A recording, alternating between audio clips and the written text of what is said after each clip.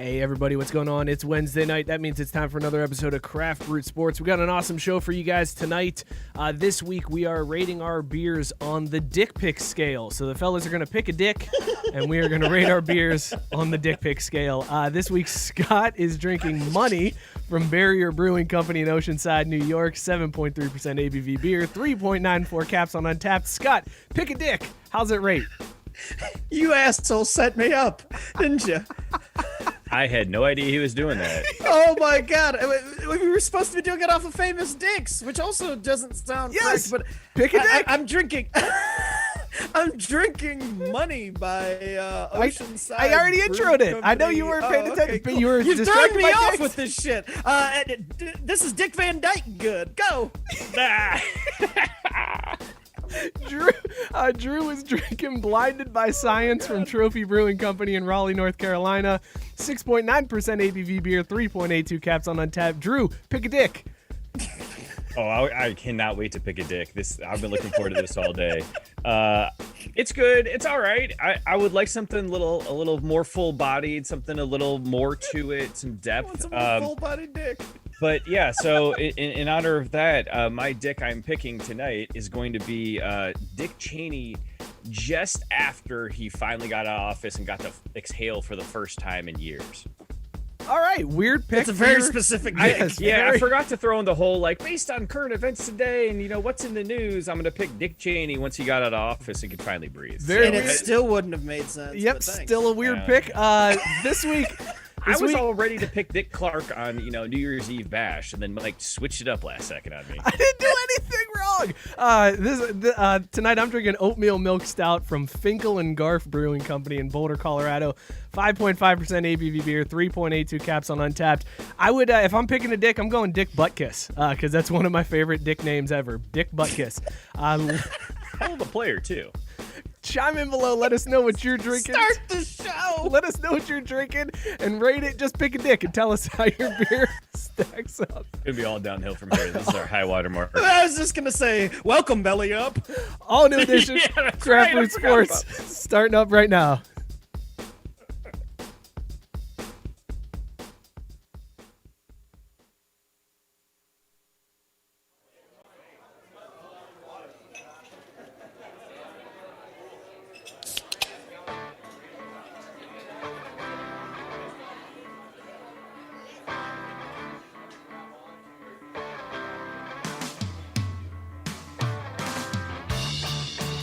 Hey everybody, it is Wednesday, January 20th, 2021. It is Craft Brewed Sports. I am Mike. With me as always is Scott. Scott, how you feeling today, man? Man, happy worst end to the worst 4 years in American history day to you, Mike. Cheers to you, man. It's feeling great. Feeling good. Yes. Very good day indeed. Drew also hanging out. Mookie, how you feeling today, man? I don't know, because now I feel a little attacked and triggered by Scott, because in this 4 years, I got into a serious relationship, engaged, and married my beautiful wife. We just celebrated our 1 year anniversary. We are officially an old married couple and hate each other already, so I'm feeling good, feeling great, so excited to be here, boys. Great to hear from you, Mooka. And yes, you have had a solid 4 years. Of course you did. The rest of the world's burning, but hey, whatever. But good for White you, privilege, man. baby. We got an awesome show for you guys tonight. We got some good stories coming up in Upper Deck. We got Scott going to do that hockey a little bit later on tonight. We are also going to let Mookie take the wheel. Everybody's favorite thing lately is when Mookie just takes over the show and does his own thing, so we're going to give Mookie the wheel. We're also going to do a new segment. This is some bullshit. We'll get to that here in a little bit and tell you some bullshit stories going around the sports news, sports world this week. Before we get to all that, though, let's give a shout out to our sponsors. Who wants to do the ad read first, fellas? I say let's go Scott. Scott, why don't you tell everybody about Boss Man Brands? Not a problem, Mike. Let's give a shout out to our sponsor, Boss Man Brands. Hey, whether you're rocking that crazy quarantine beard, a tight 5 o'clock shadow, or that baby face, our friends at Boss Man Brand can help you out. From supplements to help... What the... You son of a Is Drew messing with the dog? Not during an ad read, Drew. What are you doing? Dude, it's like the first time every time with this dude. From supplements to help your beard grow stronger and fuller to beard oils, pomades, and conditioners, Boss Man Brands 4-step process will get your beard looking its best. And even if you don't rock a beard like Mike, they have razors and lotions to make sure your shave is smooth. Head over to craftbrewsports.com/beard and use the code SPORTS at checkout to get 15% off your entire order and punch Mookie in the dick while you Yeah. I saw you moving around, but I didn't expect you to do that. Well, so I was going to highlight it because I was like, all right, make sure you don't read the one Scott already read. And then I got to the colors and I'm like, I wonder if I can black this out so you don't even see it, because Scott doesn't read this. He has his own little copy off in his own world. And then because of the delay after I did that, there was that slight pause and I was like, oh, fuck. Also, God. During an ad read, bro. During an ad read. Appreciate you. Good Lord. Yeah. All right. I'd say I'm trying to make it memorable, but yeah, it made it memorable. right All time right, to do I'm sure it. Boss Man Brands appreciates it. Good work, Mookie. Boss Man Brands. Mookie, while you're on camera, why don't you go ahead and give us your story for On Deck? But Cam's not here yet. Cam won't be on tonight. Where have you been today? Oh shit. So I'm supposed to have my own story. God. All right, let's go to me. I'm gonna. Oh my God! Chill out. I'm just joshing with you boys here. All right, go get you It's something. been a hell of a week. There's been a lot of stuff going on in the news, a lot of great stories, but I think one that flew a little bit under the radar is an update on a story that I did. I think it was over the course of this summer. Those loyal listeners of ours will know I'm talking about the NBA Jam story that came out where one of the programmers actually put code in that would prevent the Bulls from beating his Pistons on a last-second shot. Well, we've got yet another update to the always relevant and exciting NBA Jam franchise when there's been rumors swirling around on the internet about something coming up soon that I think we would all appreciate and frankly we deserve. And no, I'm the not end of talking, DH in baseball. Well, that would be in MLB hits, or what do they call that? Whatever, who cares? It's baseball. Unless they're calling it dingers slingers, it doesn't matter. But there is a rumor on the internet that NBA Jam is coming out with a documentary on kind of the making and then what the game itself did to gaming culture and basketball culture across the world. Kind of 30 for 30 style, where they're going to have people sitting down for interviews, but then they're going to have like narrated portions apparently that are going to break down the game, show examples and stuff like that. So super excited. Keep watching for more updates when we get what we really deserve heading into this summer with all these other films being delayed and stuff. A NBA Jam documentary is right around the corner, ladies and gentlemen, so just hang tight. They gotta wait until I whoop your ass so that can cap off the documentary. Now, when are you guys gonna play that? Man, we just have to put in the effort and remember. Like now? Yeah, like what's going on there? How come you guys refuse to do Tell Drew to get on his PS5 game. Yeah, because I have that. Well, then go get one. It's not that hard. It's not that, dude. Right? Yeah, I'll get right on it. Besides, man, you know I ain't got no PlayStation here. I got GameCube. Wow. Gamecast, son of a bitch. This is not my night. Oh my God, it's even older. You went Yeah. Gamecast? How do you still have a functioning Gamecast? That's No. kind of impressive. I'm gotta trying be to worth reference something. the Malibu's Most Wanted quote where he goes, "I got Gamecast," and Jamie Kennedy goes, "Well, there's GameCube and Dreamcast." He's like, "Fool, I said I got Gamecast." Oh, so you're trying to make a movie quote that, like, nobody did. a reference that none of us picked up on? Yeah, not a single one of us. It might help if I got it right the first time. Thanks for coming, Drew. Thanks for coming. Unfortunately, I'll be here all night. So, who wants to take this dumpster fire from me and steer us back on course? God, I'm so terrified of Mookie taking the wheel later. I am so afraid of that segment. I'll go next on Upper it's Deck gonna be here. There was a guy that is making his rounds. He's going a little viral this week because he underwent some plastic surgery. Now, there was a story recently that talked about just how much money a guy who's 5'8" has to make in order to seem as attractive as somebody that's over 6 feet tall. This guy took that to the next level. This guy is 5'11". He's a man from Texas, and he had an experiment. I don't want to say experimental because the surgeon's been doing it for a while, but he had a surgery that lengthened his legs by 2 inches so that he is now 6 feet 1 inches tall. Where do I sign up? I was going to say, this is Scott's surgery, but this guy's 28 years old. He's from Dallas. He always wanted to be taller because his favorite athletes are all basketball players who are taller. He associates it with leaders and power and all this crazy stuff. So he underwent the surgery where they cut into your femur and they put a little implant in there, and then there's a remote control that you use to increase the length 1 millimeter every day. And now he and now he's got now he's 6'1". He's essentially increased his height by 2 inches. The surgery, if you're wondering how much that costs, don't care. Well, Scott, here's how much you're going to have to start saving up. No, this is how much the American people are going to have to save up. Go ahead. $75,000 for the femur lengthening procedure, which Holy is what crap, he had you done. guys got to pay a lot to get this done for me. And then, Does that include taking it out? no, that does not. So it goes up to $84,000 for the tibia lengthening surgery, and then some patients can have add-ons, which I don't know what those could be at that point. Like, I don't know if it's like, by the way, doc, can't have this little dick with these big old legs, so can you whip down there too? That could take the price up to $94,000. Oh, so that'd be worth it, though. Yeah, I mean, at that point, I'd be kind of cool with that. But then, well, then the only problem is, whoops, I went 5 millimeters today. Well, I guess I got to hold off on it for a few days. Well, so the problem is then after so much time, you have to go back in and have these nails removed from your legs to like essentially take out this machine. So that's another $14,000 to $20,000. So the total cost of the limb lengthening is anywhere from $89,000 to $114,000. Guys, I gotta know, how much would you pay for 2 inches? Yes. Where? I said what I said.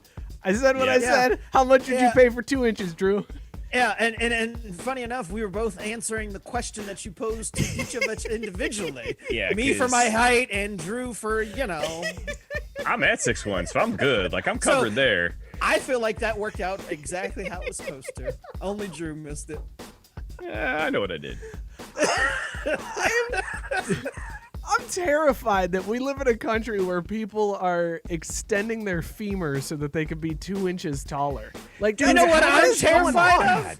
Because what I didn't hear is that Jimmy Johnson was the spokesman for this. And if there's something that extends and Jimmy Johnson isn't the spokesman for it, then what the hell are we even doing anymore? Mm-hmm. That's a fair point. Scott. I am curious. I got beer in my nose. How much would that shit hurt? Oh, that killed me. Beer right in the nose. Yes. Yes.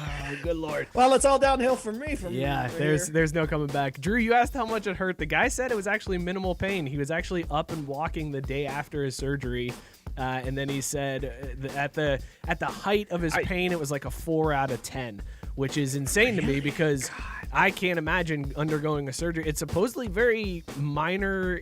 It's not a very crazy surgery. It's like minor cuts, like 4 cuts into your leg where they implant this device and then the screws and you're done. Unreal, man. Unreal. No. I'm out. So out. Well, I'm still in. Like, I mean, this Well, is Scott, all, we can still listen, get together. all I gotta say, can we get together a group GoFundMe? A goop? A goop? You're gonna sell some goop to We'll get the GoFundMe going? We'll do some. Yeah, I'm gonna sell koofies to get my goop. How about that? Heyo. Scott, this dude did it. He paid like all this money to grow 2 inches. So would you seriously pay $114,000 to put up to get up to 5'3"? You son of a bitch. Like, I mean, I expect that out of Drew, but wow. Okay, cool. I mean, because Mike be towering over people. Yeah, I forgot how super tall Mike was. And He can make all the short jokes. I can't since I'm taller than you. Oh, you know what? Matt with a great point in the comments, though. Think of the money saved by not having to buy stepladders for stuff. So you'd be making your money back eventually, right? If I ever spent $114,000 over the course of my life on step ladders. Hey, they're not Good cheap, Lord. man. They're not cheap. Dude, I thought you were about to say if I ever spent $114,000 on a medical procedure, and I was going to come back with, if I spend $114,000 on my kid, I'm going to be pissed. Somebody, we need to do a wellness check on Matt. His finger has gotten stuck on the caps button with his comments, and we need to do a wellness check on him. I think there's something wrong. He may have had a stroke. Real respect's real on that one. That's what that. No, I comment's think all he may about. have had a stroke. That's the second all caps comment I've seen. So can somebody check on Matt Barr, please? I think he's just excited to be back. I don't think I remember seeing him last week. So that's He probably was what here it last is. week, but you just weren't paying attention. So cool. Well, there's that too. By the way, if we get to 100 comments, me and Mookie will do a beer bong, Kong beer bong. Yes. So And I got Yeah, one they'll Bush do one Light because tonight. I still haven't picked still mine. haven't picked it up. I Dude, really Scott, want you got to one. get after these, man. These things are awesome. Dude, they're like, legit, well, bro. It's not that I don't want it. It's just that's a long drive. I was gonna say I'll tell my story at that sponsor read, and you guys can cut me off mid sentence or something, like, make it. No, even. because I'm not trying to screw the show. Is it screwing the show if you don't do it on purpose? But I guess being dumb, I can't hold it against Scott, you. what do you got for Upper Deck this week? Oh man, I got that MJ love. So everybody, turn the music down and pay attention because we gotta talk about the greatest of all time here. You So should get Michael him some Jordan. smooth jazz. Yeah. Turn on the Smooth R&B. So Michael Jordan is competitive, right? Yeah, we all know that. I know, right? Crazy. So this story goes with star of Blackish Anthony Anderson, who once got into it with MJ over dominoes. So the two of them meet at a photo shoot somewhere where it doesn't matter.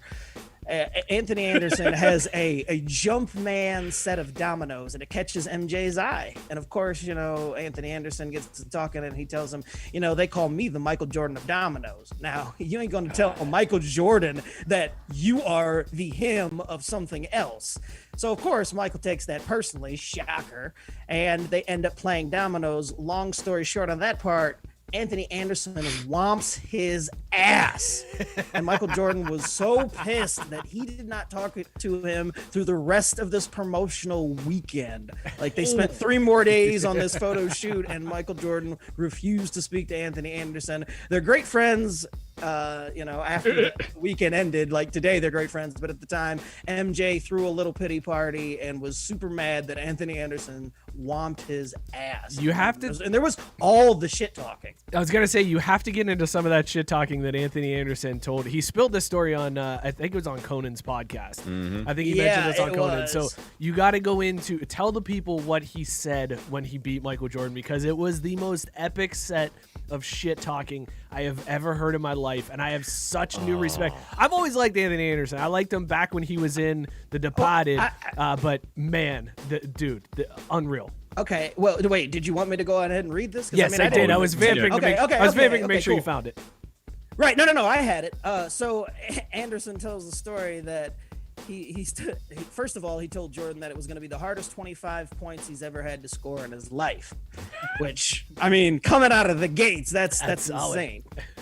So he says, I commenced to whip his ass in dominoes. He doesn't score another point. I'm talking so much trash that before I domino, I say, oh my God, I wish me and my wife could go upstairs and make another baby right now, because we would name him or her MJ just so we could relive this moment right now. And when my baby got older, she would say, Daddy, why did you name me MJ? And that's when I'd relive the moment when I just whipped your ass, domino motherfucker. End quote. Dude, it's how many such people gold. in their entire lives can say they gave it to Jordan in anything? Anything. That was one section in the damn Save the Last Dance was fucking the fact that anybody could beat, if anybody could beat Jordan, it was like the end of the world. So the fact that Anthony Anderson beat him at dominoes and get to talk all that shit just before he hit the walk-off, fucking incredible. I love too that then later on that trip, Jordan gave him 10 strokes on the golf course, and Anthony Anderson beat him there too. What? Yes. Golf Yes, though? but That's he had- that's I mean, he burying the lead. He had 10 strokes. So it's not. I mean, it was it's Yeah, that's like he a gave pretty him a big handicap, but still. That's a huge handicap. So, but yeah, No, right? look, I'm not an idiot. I know how that works in golf, Mike. Okay, like I understand that.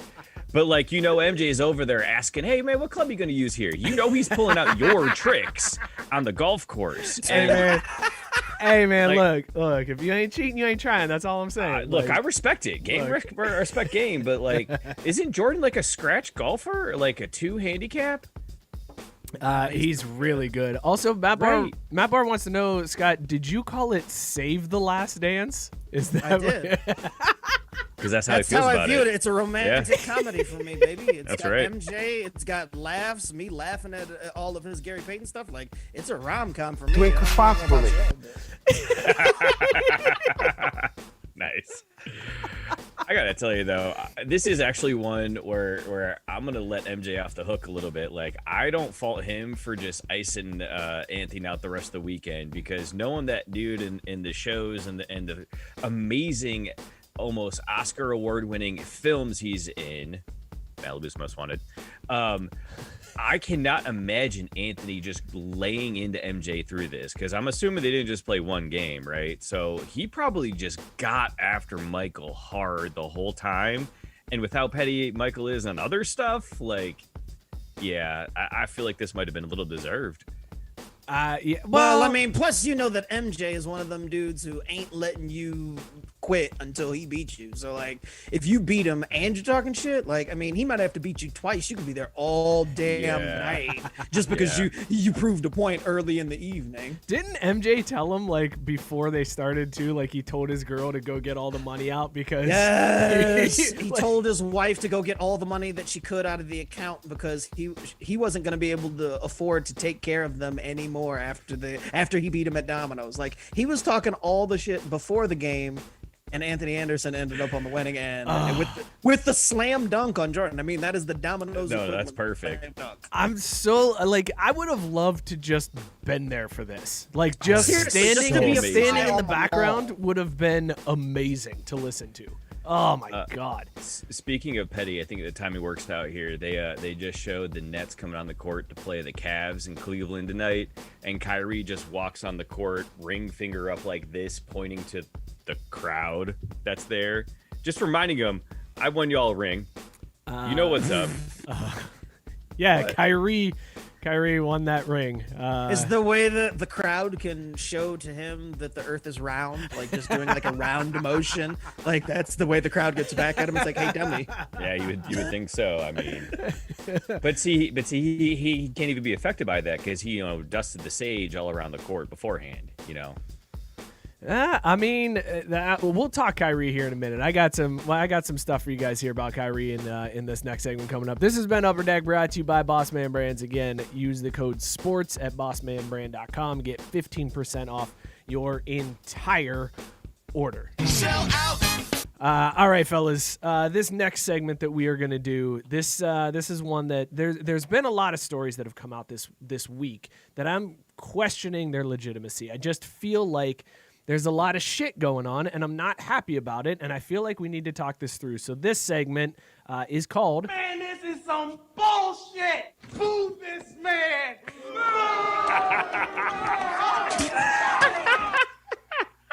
You got to hit one more time. You got to hit it again. Oh, it'll be hit quite a bit throughout this segment. Oh, Don't okay, you worry okay. about that, Drew. So our first bullshit story of the week. This one is Adam Silver, who said he came out and was talking about NBA players getting the COVID-19 vaccine.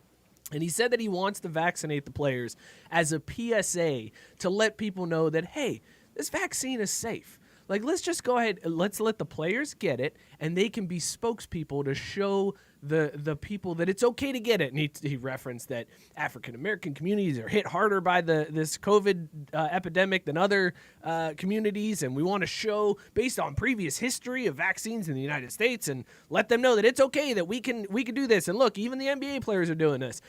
Fellas, this feels like complete and utter bullshit. And not necessarily that he wants to. I think there may be some truth to that he does want to use it as a PSA, but let's not bullshit what the real reason is. Adam Silver wants these guys to get the vaccine so that he doesn't have to fuck up his schedule anymore. Like, there are games dropping constantly. Schedules get moved around. Players are like, Cat is out in Milwaukee. He's got COVID-19 after his family had it. Like, everybody in his family got it. He had his mom passed away from it, I think. Milwaukee? I thought he played for Minnesota.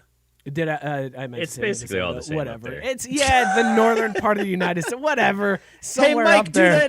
do that NBA. Do that geography. That's Yeah, I was what I gonna was say, do that American geography, you mean? Do that third grade. I was rolling, man. I was on a roll there. Will you shut up? I can't Scott stand fucked you. you up, not me I this know. time. I was trying to get back in the headspace here. I wasn't Anyways, sure for a second. I was like, Milwaukee? No, that's Greek Freak. The Cat's not there. No, he's not. Anyways, this is a bullshit reason. Like, I don't like the fact that I don't even want to know what the comments say. I'm not even looking at the comments right now. I don't know if I can. can read it. Yeah, then don't practice some self-control, Drew. You got to practice self-control. I just feel like this is a bullshit reason. Like, he's playing this up that we're going to do this as a PSA, but really it all comes down to the cheddar. And the fact that he's like trying to lobby, it feels like he's lobbying a little bit to be like, no, give us some of this vaccine. It'll help other people get vaccinated if you just give it to us first so that we can use it. We're like your Instagram influencers. Like, we'll do this and we'll get other people to take it. It's bullshit. Do you guys think this is bullshit, or am I looking too far into this? Nah, it's absolute bullshit. All right, it's all good. That about makes the me money. feel better. Like, he absolutely, like, yeah, no, I mean, it would be a good PSA. Like, there's that on the one hand. He's not lying about, oh, hey, this would help see, people, even if it's just a handful of people that are like, oh, my favorite NBA star is doing it, I'll do it. Yeah, that's great. But the real reason is they're sick of moving the schedule around. They don't want to have any shorter of a season after last year decimated all the leagues with, how much money they made. So it's just money.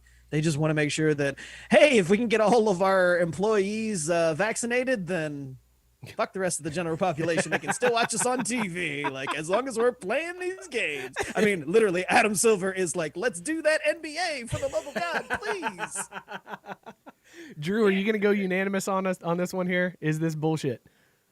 Maybe not. I don't know, because I feel like I'm unanimous in that I completely agree with you guys.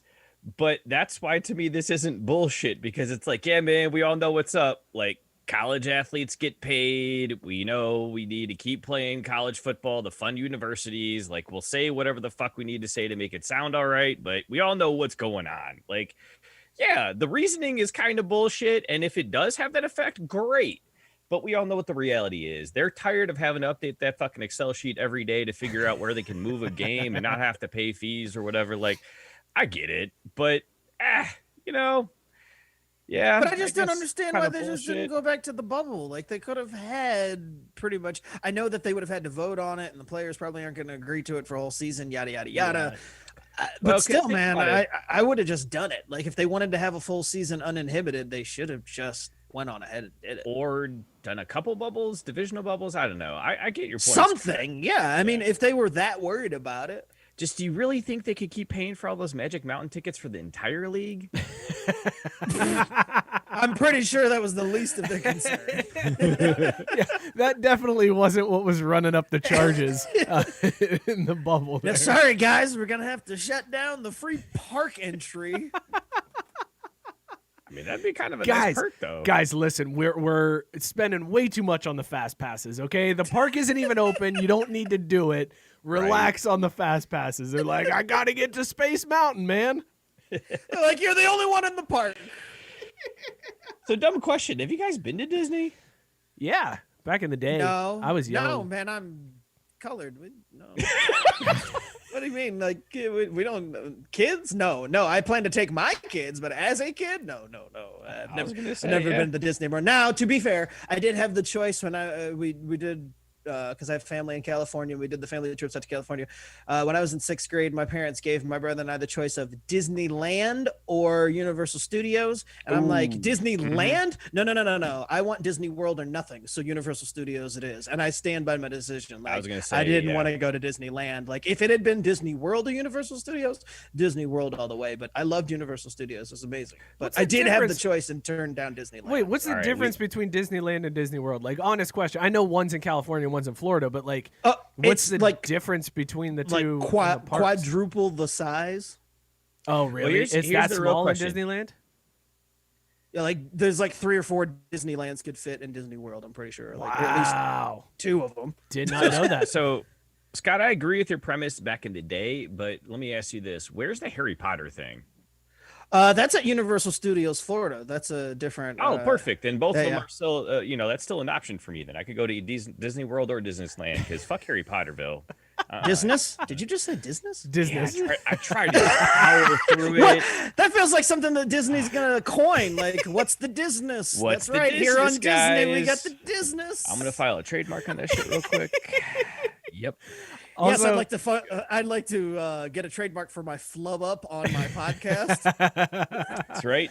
Calling dibs. Ryan and JB pointing out the "to be fair" that Scott is dropping, and they're saying it in the Letterkenny voice, and that every time you say it, Scott, I think I might have to download that as a drop, and just every time you say "to be fair," just hit you with a "to be fair." I don't really use it that often. You do. You know what? You really do. You use it a lot, and I love it. Like I don't fault you for it, but you say it quite a bit. It's fantastic. To be fair, go fuck yourself. I'm not worried about reading this biscuit comment.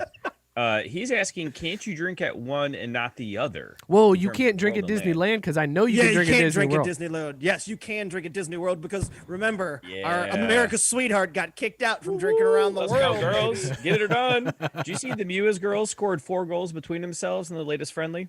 I Hell did. yes, I I did. did see that. Wasn't there a hat trick in there as well? There was, and I was going to make it my upper deck story, and then I realized, wow, that was 2 sentences long. Shit. and also people would have been like, soccer. We don't. Yeah. That's right, And yeah. like, You here know- comes Drew again. Yeah. Here's Drew with his soccer. Okay, let's His brand. let's do some more. Man, this is some bullshit. Boo this man. I feel like I gotta let the whole thing play. I gotta let the booze chime You in there too. absolutely I can't do. cut it off. I thought about cutting it off just after this is some bullshit, but I was like, I gotta get this whole thing out there. Oh, the booze. Absolutely. So Kyrie back, as Drew mentioned, Kyrie back with the Nets. He took a little leave of absence. He just sort of disappeared. Like nobody from the Nets could get in contact with him, or at least they were saying they couldn't get in contact with him. They didn't know anything about where he was, what he was doing. He came back and he said, look, I had a lot of family and personal stuff going on. I just want to leave it at that. I had to get my head right. Now, listen, I am not going to sit here and downplay any type of mental health things going on. Like 100% take care of your mental health. But the fact that you just dipped out on the team and didn't tell anybody where you were going, and now you're trying to come back and pull that card, makes me feel like it wasn't mental health. It makes me feel like there are some tensions in the locker room. You and KD might be butting heads a little bit, but now James Harden comes in. Already. Yeah, but then James Harden comes in. Don't worry. And you see James Harden and KD ball the fuck out. And this is the dude who said he didn't want to play second fiddle to LeBron, and now he's playing third fiddle to KD and James Harden. So now he's got to come back and set like, oh no, I'm part of this team. I'm the guy. You can't win without me. And it just feels like that's more of the reason and not so much the mental health thing. I'm calling bullshit on his reasoning why he left, and it's interesting timing that he came back. It was like Harden joined the team, and him and KD just went off. Like those first 2 games were ridiculous. They accounted for something like 117 of 120 points in their second game, like either through assists or points. It's unreal how good those 2 are together. So now Kyrie is looking at this like, I mean, this team just ain't good enough, man. But I feel like Kyrie's like, well, wait, I can't let them get all the headlines. I can't let this be a story that I'm not needed on this team.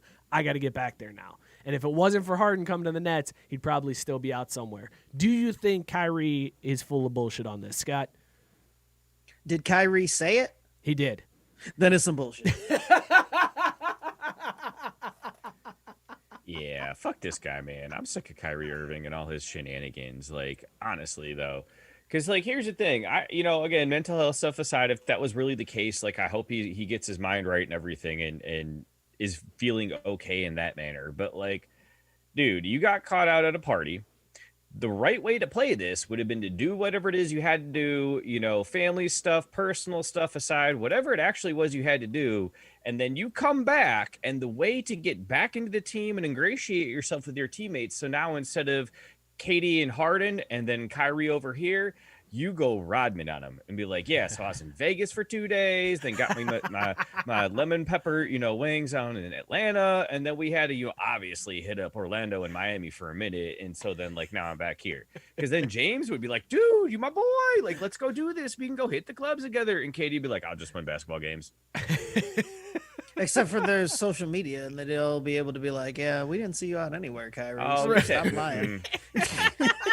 Man. Like, they'd be like, hey, Kyrie, this is some bullshit. This is some bullshit. Boo this But man. at least he would have tried, and they would have appreciated the effort. They're like, hey, Kyrie, I was listening to this podcast, and you on some bullshit. You want some bullshit? Because just like my mom's told me for all the years, it doesn't matter the gift you give, it's the thought that counts. And that's why my parents kept getting broke-ass shit until I was 30. What? Damn. I'm trying out You some just new go material. scorched earth on your parents? I'm trying out some new material, he said. Wait, Holy I just shit. picture 29-year-old Drew like doing the macaroni wreaths for Christmas and giving it to his mom and dad, and he's fuck like, that. here No, you do go. You know how, you know how fine motor control you need to do that stuff? It was like Play-Doh, slap in the oven. Look, ashtray, mug, cup, whatever you want to call it. That's your thing. Should have baked him some cookies. Fuck no, I don't share my koofies. What the fuck is happening here? All right, I got some more bullshit Wednesday here. night, Mike. Some Wednesday night. bullshit. Boo this man. All right, this is somebody. Get the tomatoes ready because we're throwing tomatoes at the NCAA for this one. The NCAA. You don't even have to say no more. I'm throwing tomatoes already, baby. Let's go. The NCAA has released their March Madness schedule. Boo! I don't know if you guys have seen this. Now, obviously, we're playing all the games in Indiana, most of them in Indianapolis, and I think that's fine. I think that's a good way to do it to make sure the tournament happens this year because I can't go another March without March Madness. But Why? there's some, UC wouldn't notice anything. I'm not a UC fan, so that's why I can't go another March without it. Anyways, here's the changes that they have. Thursday, March 18th is the first 4 games. Already a little weird because that's normally on a Wednesday or a Tuesday, right? So those are on Thursday, March 18th. The first It's also round much earlier than that. That's like Well, late as hell. it's- It's like second weekend. No, it's March always 18th, isn't it's it? always around St. Patrick's Day because I normally have quite a few days that I have to take off in March because it's like I'm gonna be hungover the day after St. Patrick's Day. Yeah. I could drink during the day at work, but I just can't get super hammered. But then the next day I definitely have to be off, and then I have to take Thursday and Friday off because of the tournaments. So that's not that crazy. But instead of Thursday and Friday, the first round is Friday and Saturday, which means the second round, instead of being Saturday, Sunday, is now Sunday, Monday. I don't like this at all, fellas. I'm not a big fan of this Friday through Monday instead of Thursday through Sunday. The same thing happens the next week for the Sweet 16 and the Elite 8. They're Saturday, Sunday, and the Elite 8 is Monday, Tuesday. No. What the fuck is that? We get No. How No. are we doing an Elite 8 game on a Tuesday night, and then we're doing the Saturday Final Four Monday title game? This is No. some bullshit, fellas. I am not happy with this at all. So do I get to tell you why you're wrong now? Or Yeah, should I wait please till do. after Scott Please, agrees with you? no, Yeah. please do because this is some bullshit. You're looking at it completely wrong, man. Because here's the thing, right? Like getting drunk on a Tuesday when nothing's going on, that's weird. That raises eyebrows and people judge you. But getting drunk on a Tuesday night because there's a Final Four Elite 8 game going on, oh, that's cool. That's acceptable. So basically, all they've done is help us break up our work weeks, which frankly nowadays blow ass. Like, let's be real, right? Like these are the dog days of winter. I don't know how that's never become a thing, but before the pandemic, this is the time of like year that sucked, and you had to grind it out because you actually had to work full time, deal with your kids, and all that other shit. And now we're doing it when we're all stuck at home or doing other stuff with the pandemic on top of it. But if I can get drunk on a Tuesday and not get judged. Biscuit wants to know, I know this sounds crazy, but if you tried to watch sports without drinking. Why would I bother? Wait, actually, yes, I can do that. Here's the question. Does he follow this up with the proper follow-up question here to really skewer me? Well, I mean, you can watch sports without drinking. I feel like I know how you guys would watch sports if you were not drinking, and you're still going to have something going on. Yeah, a little action on the side. You know what I'm saying? Like, gonna get that second half money line, bro. Yeah, That was a good save. That was a very good save. Scott, Kick saving a beauty. It'd be a save if it was a lie, Scott. But Scott, if I can't drink, I have to bet. is this bullshit? Oh yeah. Okay, look, thank you. Dumb. This is total bullshit. The only thing I'm really concerned about though, and Ed asked the question, will Xavier be there? I mean, seriously, I don't care what days they're playing it. They could play it Monday morning at 8 a.m. If it's the Final Four and Xavier's in it, I'm watching. If Xavier's not in it, they can play the games whatever everybody That's thinks fair is point. the best time, and I still ain't watching. So it doesn't really matter, kind of, sort of. At the end of the day. Here's what sucks about this, right? This is the problem, because if you have an office like I do where they're like, go ahead, put it on as long as you're getting your work done. Thursdays and Fridays are the days where you don't have a lot of those conference calls. So you can have the games on and you can watch them while you're working. Mondays, you can't pull that shit. So if we've got games in the middle of a day on a Monday, I'm going to miss them and I'm going to be pissed off about that. March Madness is one of those for people with you special and your times. square job.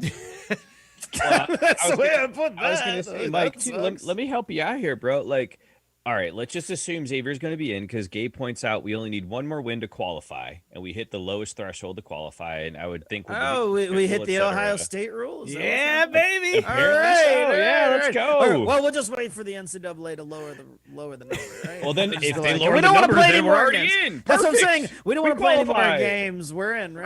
Right. We Hey, might not Banner. do. We Do might we make not enough play money? No. Okay, never mind. Who gives a shit? Mike, you got to go and block out those days now.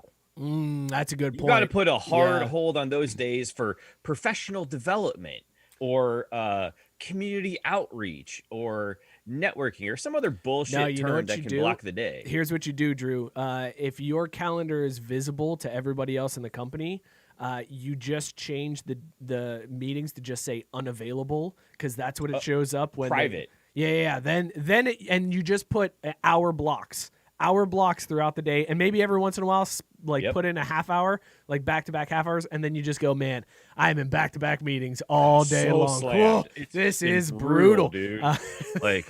We are down to the deadline. It's coming down to it. We don't know which way this is going to shake out, but the good news is here, I feel like we've got the right people on the court. I mean, on the job to get us across the finish line.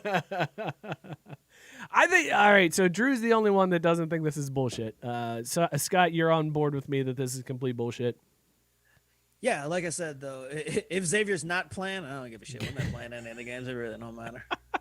All right, let's do one more story here. This is some bullshit. Boo this man. Boo! So good. Boo! This time we are booing Dirk Chatelaine. Chatelaine. Does he play hockey? Gives a shit who this guy is. No, he does not play hockey. Oh, He because you is- were struggling. I was Played struggling. It's a weird name, but this guy. Chatelaine?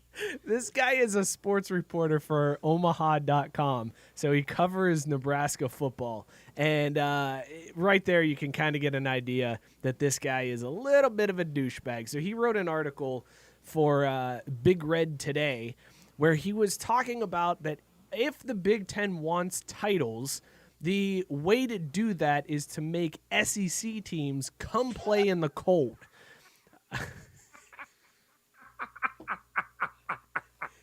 He starts off the article. Let me read. I just want to read that. I'm going to quote this guy. Go ahead. Quote Dirk Shitbag. The forecast calls for 30 degrees and snow. Football weather. Come Sunday, when the NFC Championship game kicks off at Lambeau Field, we might see Hall of Fame quarterbacks Aaron Rodgers and Tom Brady firing spirals through snowflakes. 3 hours later and 600 miles south, the Chiefs and Bills are looking at wind and rain at Arrowhead Stadium. Anyone got a problem with that? Of course not. The NFL embraces the elements at playoff time. Think of the Ice Bowl at Lambeau, the Fog Bowl at Soldier Field, blah, blah, blah, blah, blah.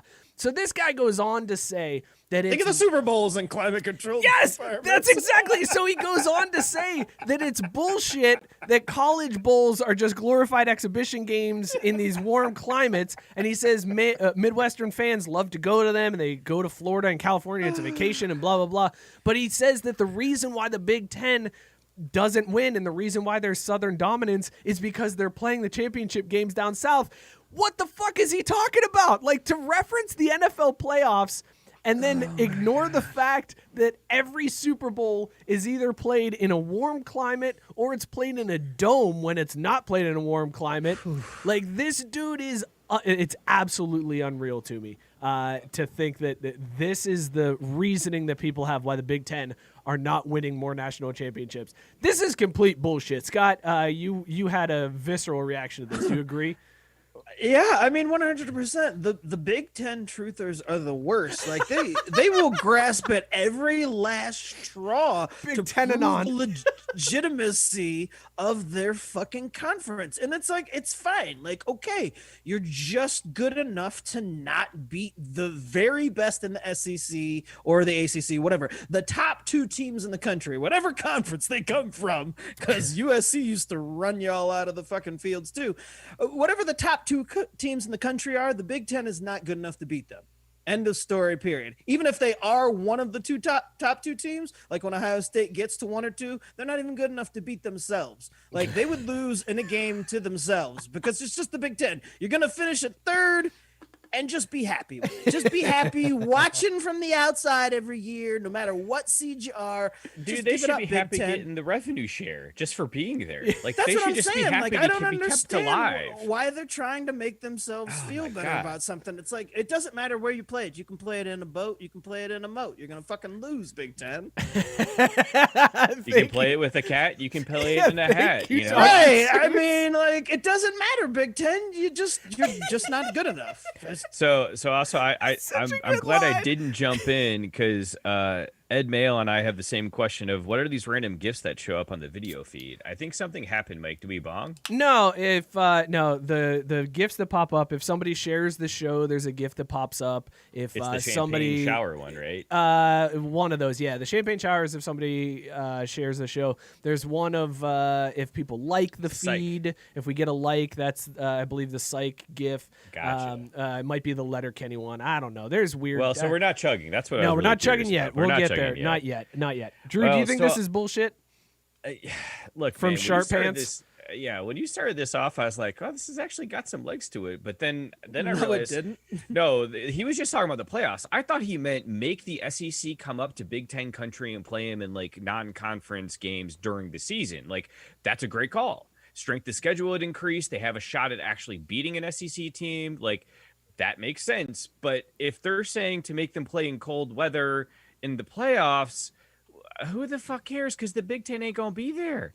Half the time it's just like, great, cool, like, fine. You'll be sitting at home watching Alabama beat Florida and then duke it out with Notre Dame because Clemson sucks and William can go, kick rocks. So Except for, hey, psst, Drew, guess what? What? Neither school, the SEC or Big Ten, they don't want to play each other that late in the season because, oops, they lose. So Right, they don't right. actually want to do that. Oh, they no, just no, want no. to talk a big game. yeah, I That's wasn't Big saying Ten's late in the plan. season, Scott. I was saying you could do it at the Chick-fil-A kickoff game that usually is in the Georgia Dome. Move that up to Ann Arbor. Move that up to Columbus because I guess that's north for some of those but squads. no, it's not cold then because you'd be playing in September. So what would that matter? That doesn't show the Big Ten grit of playing in the cold weather. The Big Ten sucks. I'm sorry. Yeah, Just, exactly. like, That's get the only point. They dude, just that need to the get the Big Ten fuck is over bullshit. themselves. This dude went on to say he adds into this column that he wrote. He says, "Does Florida State beat the Huskers on New Year's 1994?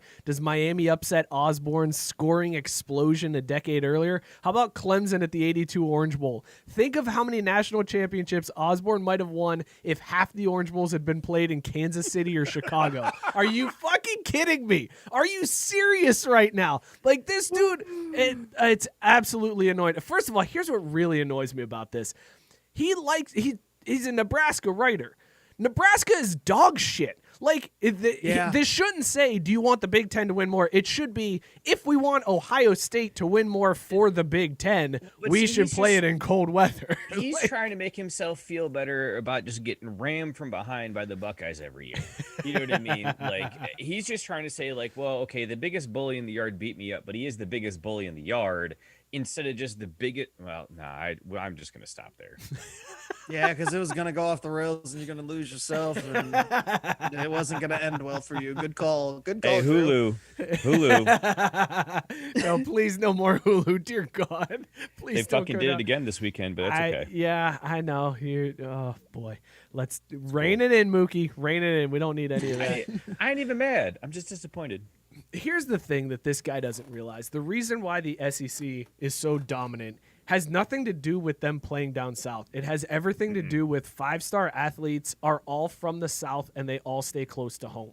That's the whole reason. That's the beginning and the end. Also, let's look at the fact that Nick Saban loses coordinators. Like, he just got Sark hired at a new Sark is now going to Texas. The dude that was drunk on USC sidelines and was a dog shit head coach is now a head coach at one of the premier colleges in the country, and it's all because of his time under Saban. So then Saban goes out and gets a former NFL head coach to be his offensive line coach. Not even like his coordinator. He's got NFL head coaches as position coaches. That's why it's Nebraska. You ain't gonna compete with that. You're not. It's not gonna happen, bro. You got goddamn Scott Frost. It ain't gonna happen. Are you serious? It's not just the recruits. It's that the SEC understands what this is, and they are a football business. They are gonna do what it takes to win. But that reminded me, I had an idea. So I know how much we all love Hard Knocks and Last Chance U, right? Of course. Have a good night, Biscuit. Thanks for stopping in, bro. Season, but go ahead. I would love to see not Hulu. We'll throw it to Netflix. Isn't edgy enough, but we need some streaming service to come around and produce a mini series called Rehab U, where Nick Saban rehabs these coaches' careers year after year. Because you're right, Mike. Every year he does it for one guy. Yeah. There's always one guy that pops into Saban's staff.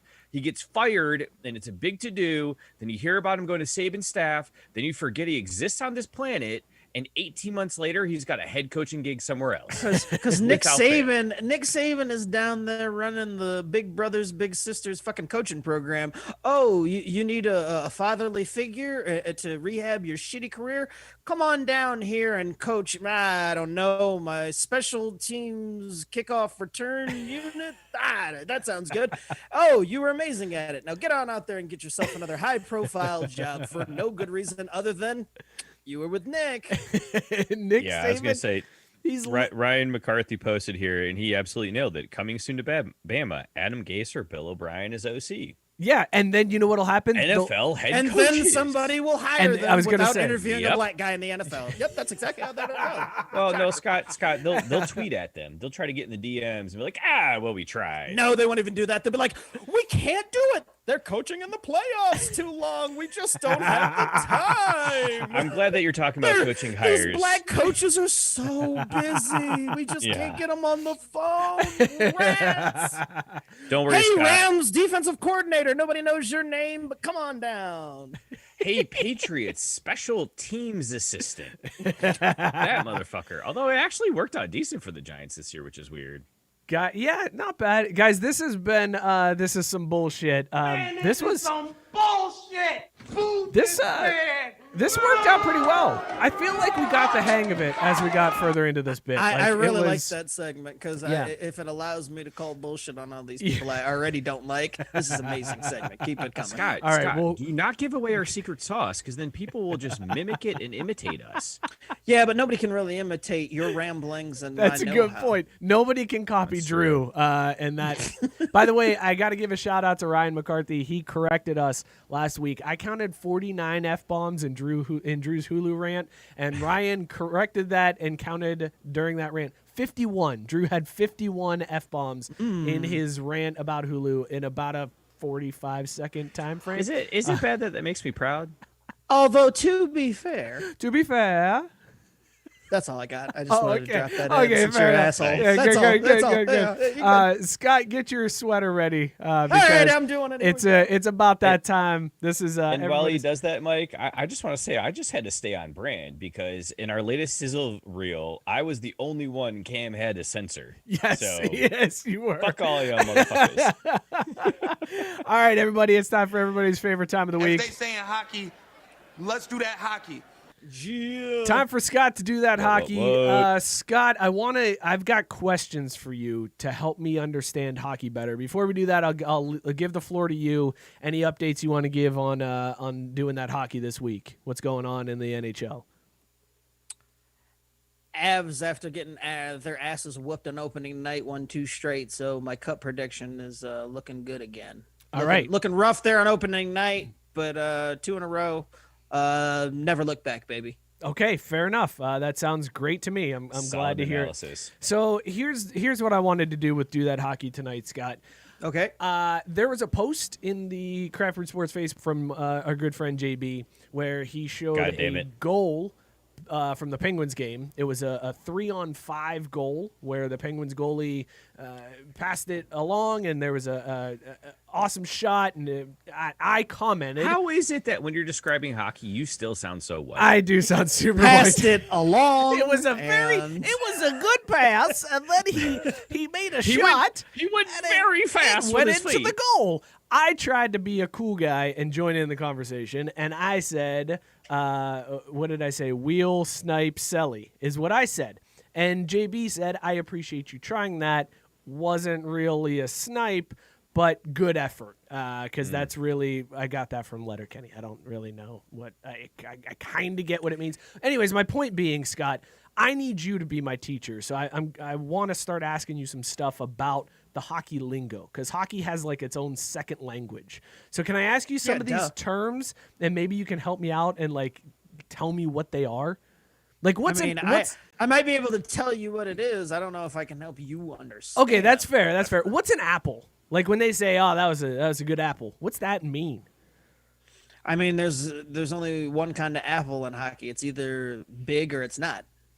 So you're in New York or you're not. Oh, It's a so big apple or there's no apple. so after a play, when they say that was a great apple, they're talking about Like, that was yeah, a that great guy played New York. for the Rangers. Oh, okay, all right. Yeah. That makes a lot of sense. God damn it, no. Because there could be kids watching this show. That is not right. That is not correct at all. Whoa, Drew, who's doing that acting? You fucker. Just gonna step on my shit. Fine. Go ahead, Mike. You know what? I thought it was an assist. I thought you said that today marked a new day in American history, and we will not let these falsehoods be touted about like they're truths.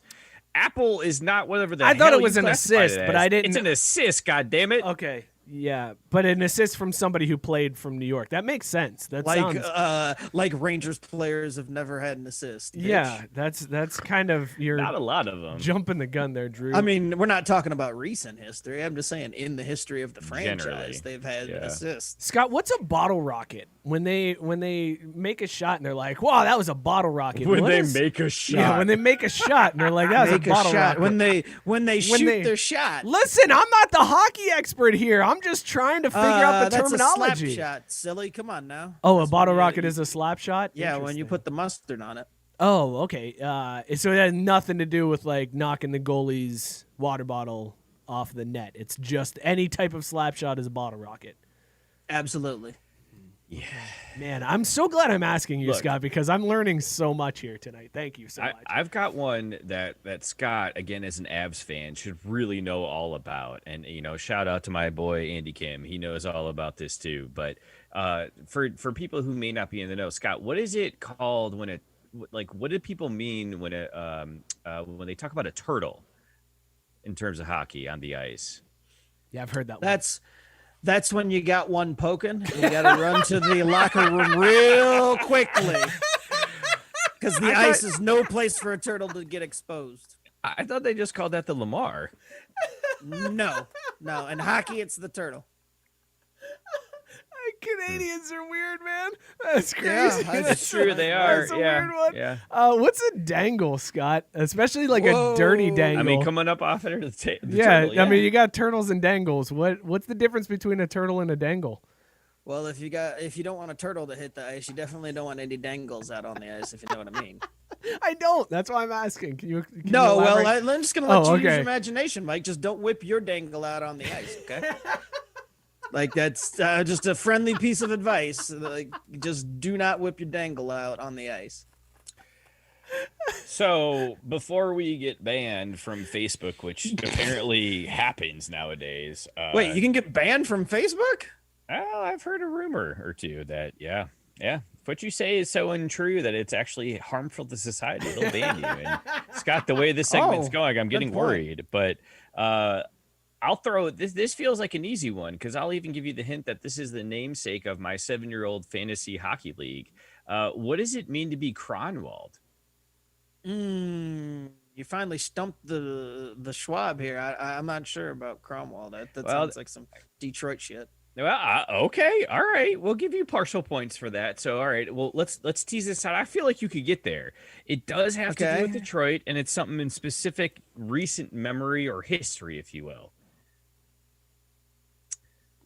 Let's see. I got a bunch of Stanley Cups, and the limo accident. That's what I got for Detroit. It's recent history. That's all I got. You are a cocksucking bitch.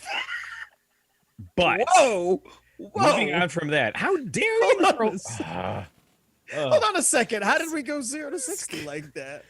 I feel like I need to step in here, Scott. The What's a limo face accident? wash? What's a face wash? No, screw this, Mike. We're finishing No, this no, one. no. I feel like I need No, to no, step no, in. no. I wasn't shitting on it. I was literally saying when you say recent history and memories with Detroit, they won a bunch of cups in the 90s.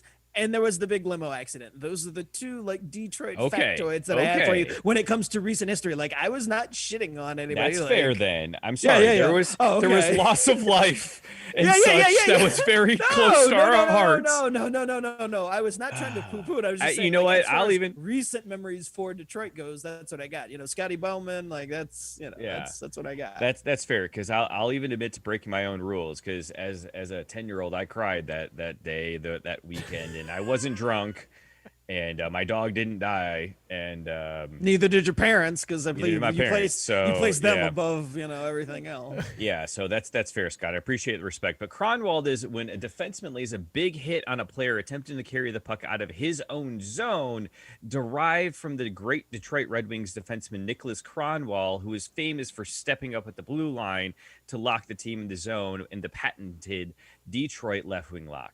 I know Nicholas Lindstrom. You get even more respect for that, my man. All right. All right, let's go back to this one that I need to find again because I can't remember what Face I wash. Face wash. What's a face wash? Is that a vino or Clorox or what does that mean, Scott? Wait, what was it back to? Oh, face wash. That's Face when the wash. goalie. That's when the goalie, sprays himself with the water. A little face wash action. It's actually not a bad answer. It's wrong, but it's not a bad answer. It is wrong. It's all right. It's not a bad answer. That's decent. What's a bunghole, Scott? Whoa! You guys are getting a little raunchy. I mean, it's 9 o'clock. I know the FCC is no longer watching, but you guys should chill. That didn't have anything related to hockey. I was just curious. That's a Okay, great cool. point, That's though, why I 'cause- said it. I mean, you needed to chill. It's like that's not a hockey term. I know that bunghole has nothing to do with hockey. Does this mean Ajit Pai is going to be out of office eventually? Yeah, he's already said he's stepping down, bro. I told you Fuck that. yeah. We've discussed this several Who's weeks stepping ago. down? Drew's arch nemesis, the head Yeah. of the FCC.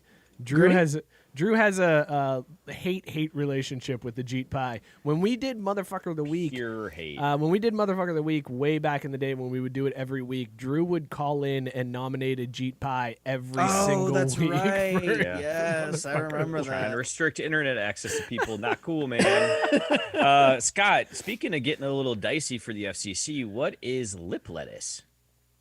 Ooh, that's a great When question. you got to get stitches in your upper lip. damn it. Also a good one, but Also wrong. correct. Yeah. I sound like I know hockey. You though. are- I mean, you this do sounds sound like like You're you playing know it that off hockey. really well. What's a pylon? Get the fuck out of here. I'm for real. What's a pylon? Oh, okay. Well, I mean, those are the little things that they have there next to in the back of the net, where it's like if it hits the thing, and if it knocks over the pylon. It's not a slow defensive player.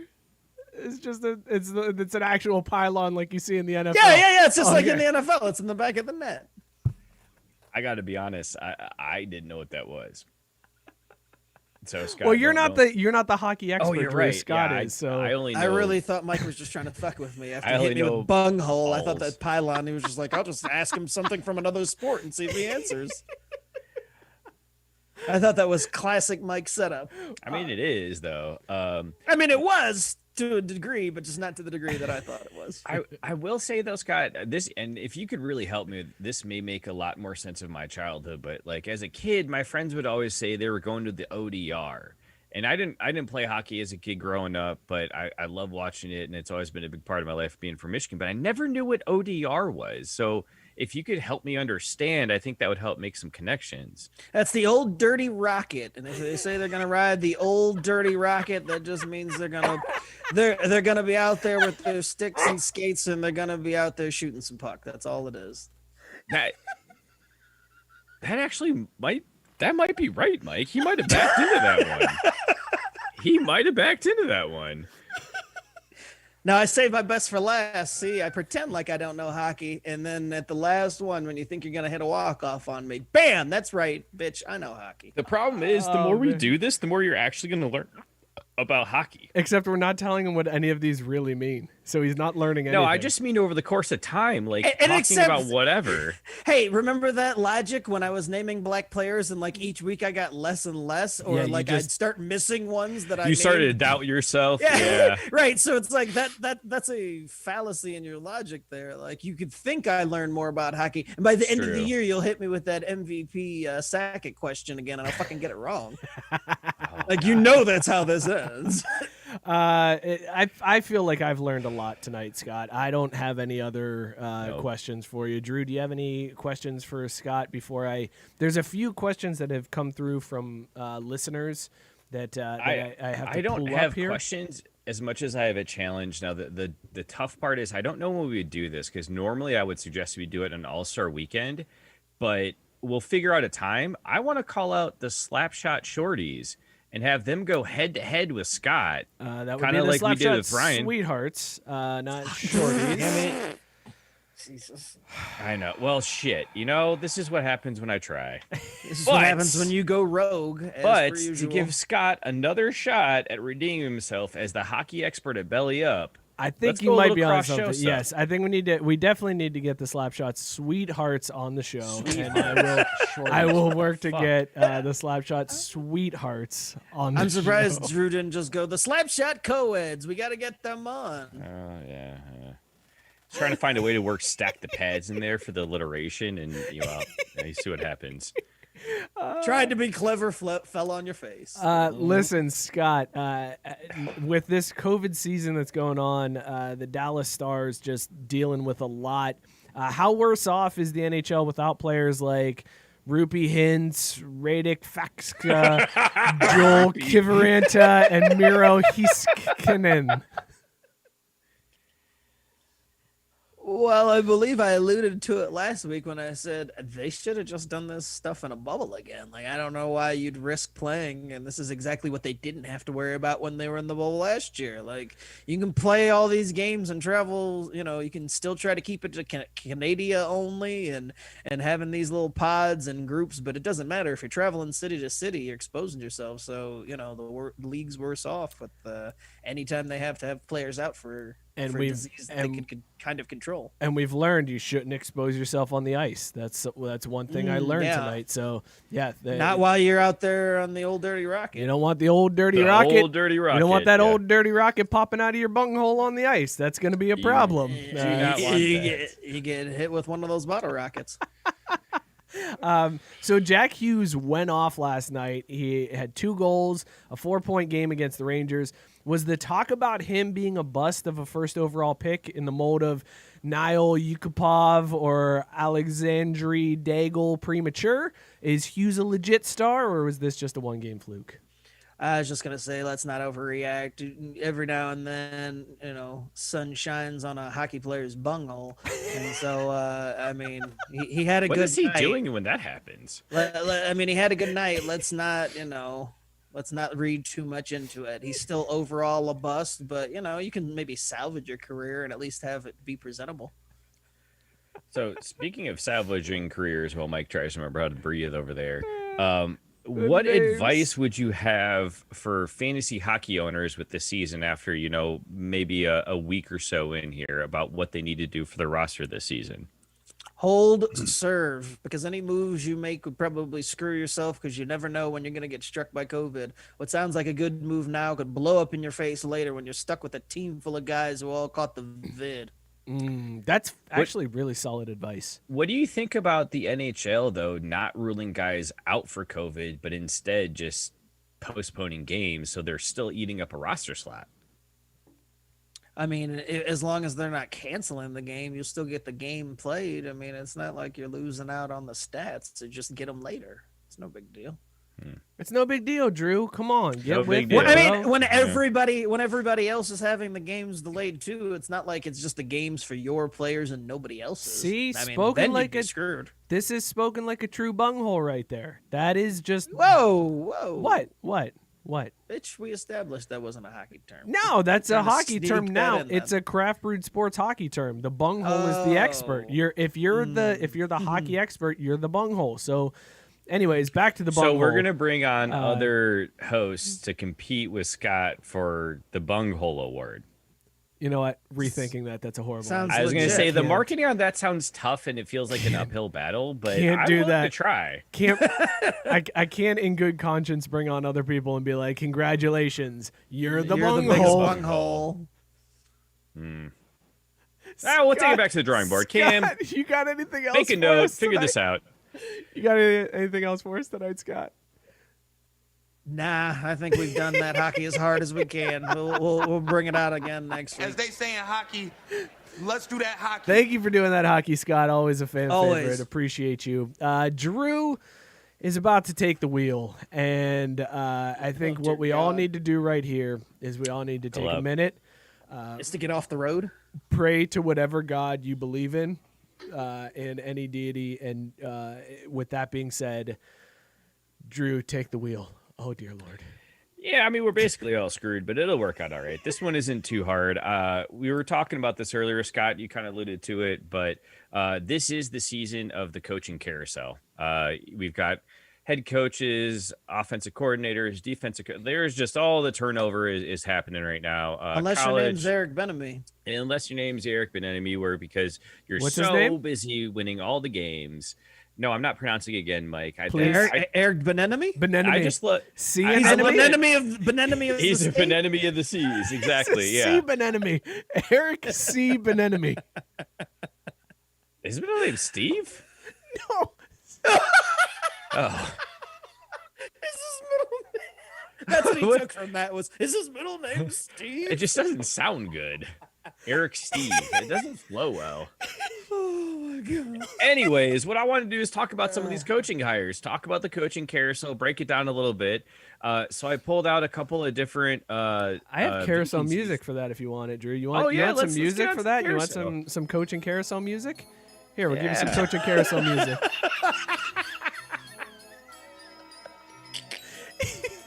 That is perfect for the NFL. Pretty solid, right? Yeah, it's Producer guy over here. I'm child's just play. doing- Joe stepping it up this week. A new drop for the segment. I'm doing that background. producer. Wait, Yeah. what? Doing that producing. Heyo. All right, so what we're going to do is I'm going to bring up a couple slots. We'll go around, we'll grade them, we'll give our quick reactions to them, and just kind of go from there. So This again, music pretty is going to easy drive me crazy. I understand. can't do it. I'm sorry. I got to turn it off. I know. Holy it's shit. okay. I think everyone hates it too. Bring it back. Here we go. All right. Here we go. Mike, look, we know it's giving you like tremors over there thinking a clown is lurking around the corner. I know, that's exactly what it is. Which, by the way, Scott, at some point we need to find out how to hire someone to bust through that little curtain and scare the shit out of Mike dressed up as this clown at some point. I'm fine with that. Why would you? Yep. Why would that be a phrase that just came out of your mouth? Why would you say? Why would you say those words? Why would you say those words in that order? Because I don't like that. I'm not. Why would I call like the Slapshot Sweethearts the Slapshot Shorties? Why would I call Eric the enemy, Eric Stianemone? You just say his name wrong again. I know. Anyway, so what I was gonna say is, Mike, quick reaction. How do you feel? How do you feel about the Clark Lee hire at Vandy? I personally have him graded out as a C-. He's a top quality coach. His stock would never be higher, but to go to a shithole school like Vandy where he's just going to get stomped on by the SEC, I just don't think it's the best move for his long-term career, even if short-term it's going to give him a shot at a quality position. Yeah, look, here's how I feel about Clark Lee. Number one, I'm very disappointed that he left Notre Dame because that dude had that defense looking stout. However, I think Freeman from UC is going to fill in nicely. I think it's a good transition for Notre Dame. But Clark Lee, look, these options don't come around very often. And this is his alma mater, too. Like, he went to Vanderbilt. So from Vanderbilt's perspective, this is an A hire. You're a dog shit SEC school that is never going to compete with Alabama. You've got one of your own guys. You get to tout this is a Vanderbilt man that we brought into our school, and he's going to turn us around. So from Vanderbilt's side, it's an A. From Clark's side, it's not looking good. But at the same time, you got to take your shots when you got them. Like, this guy can't stay at DC forever. And with his profile as high as it was, if this was the best job he could get, take it. I'd give him like a C. But again, from Vanderbilt's side, that's an A+ hire. Like, that's the way to do it. Vanderbilt did right on that hire. Am I doing this right, Drew? You're absolutely. But Scott, I'd love to hear your feelings on it. No, I actually No. agree 100%. So, yeah. I don't have a real feeling about that. Feels good. So no, I'm not going to give you my thoughts. No. Real good. Yeah.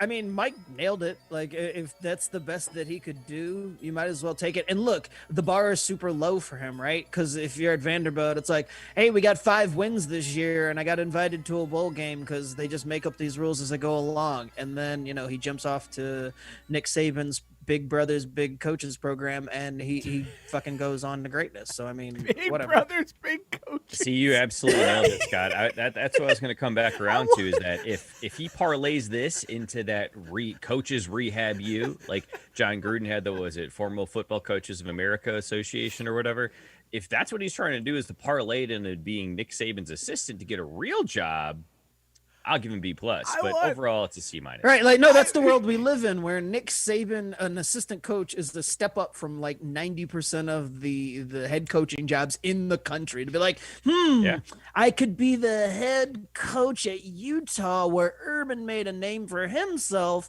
or I could carry Nick Saban's water and start his car on a colder day in the winter in Alabama when it gets 40 degrees.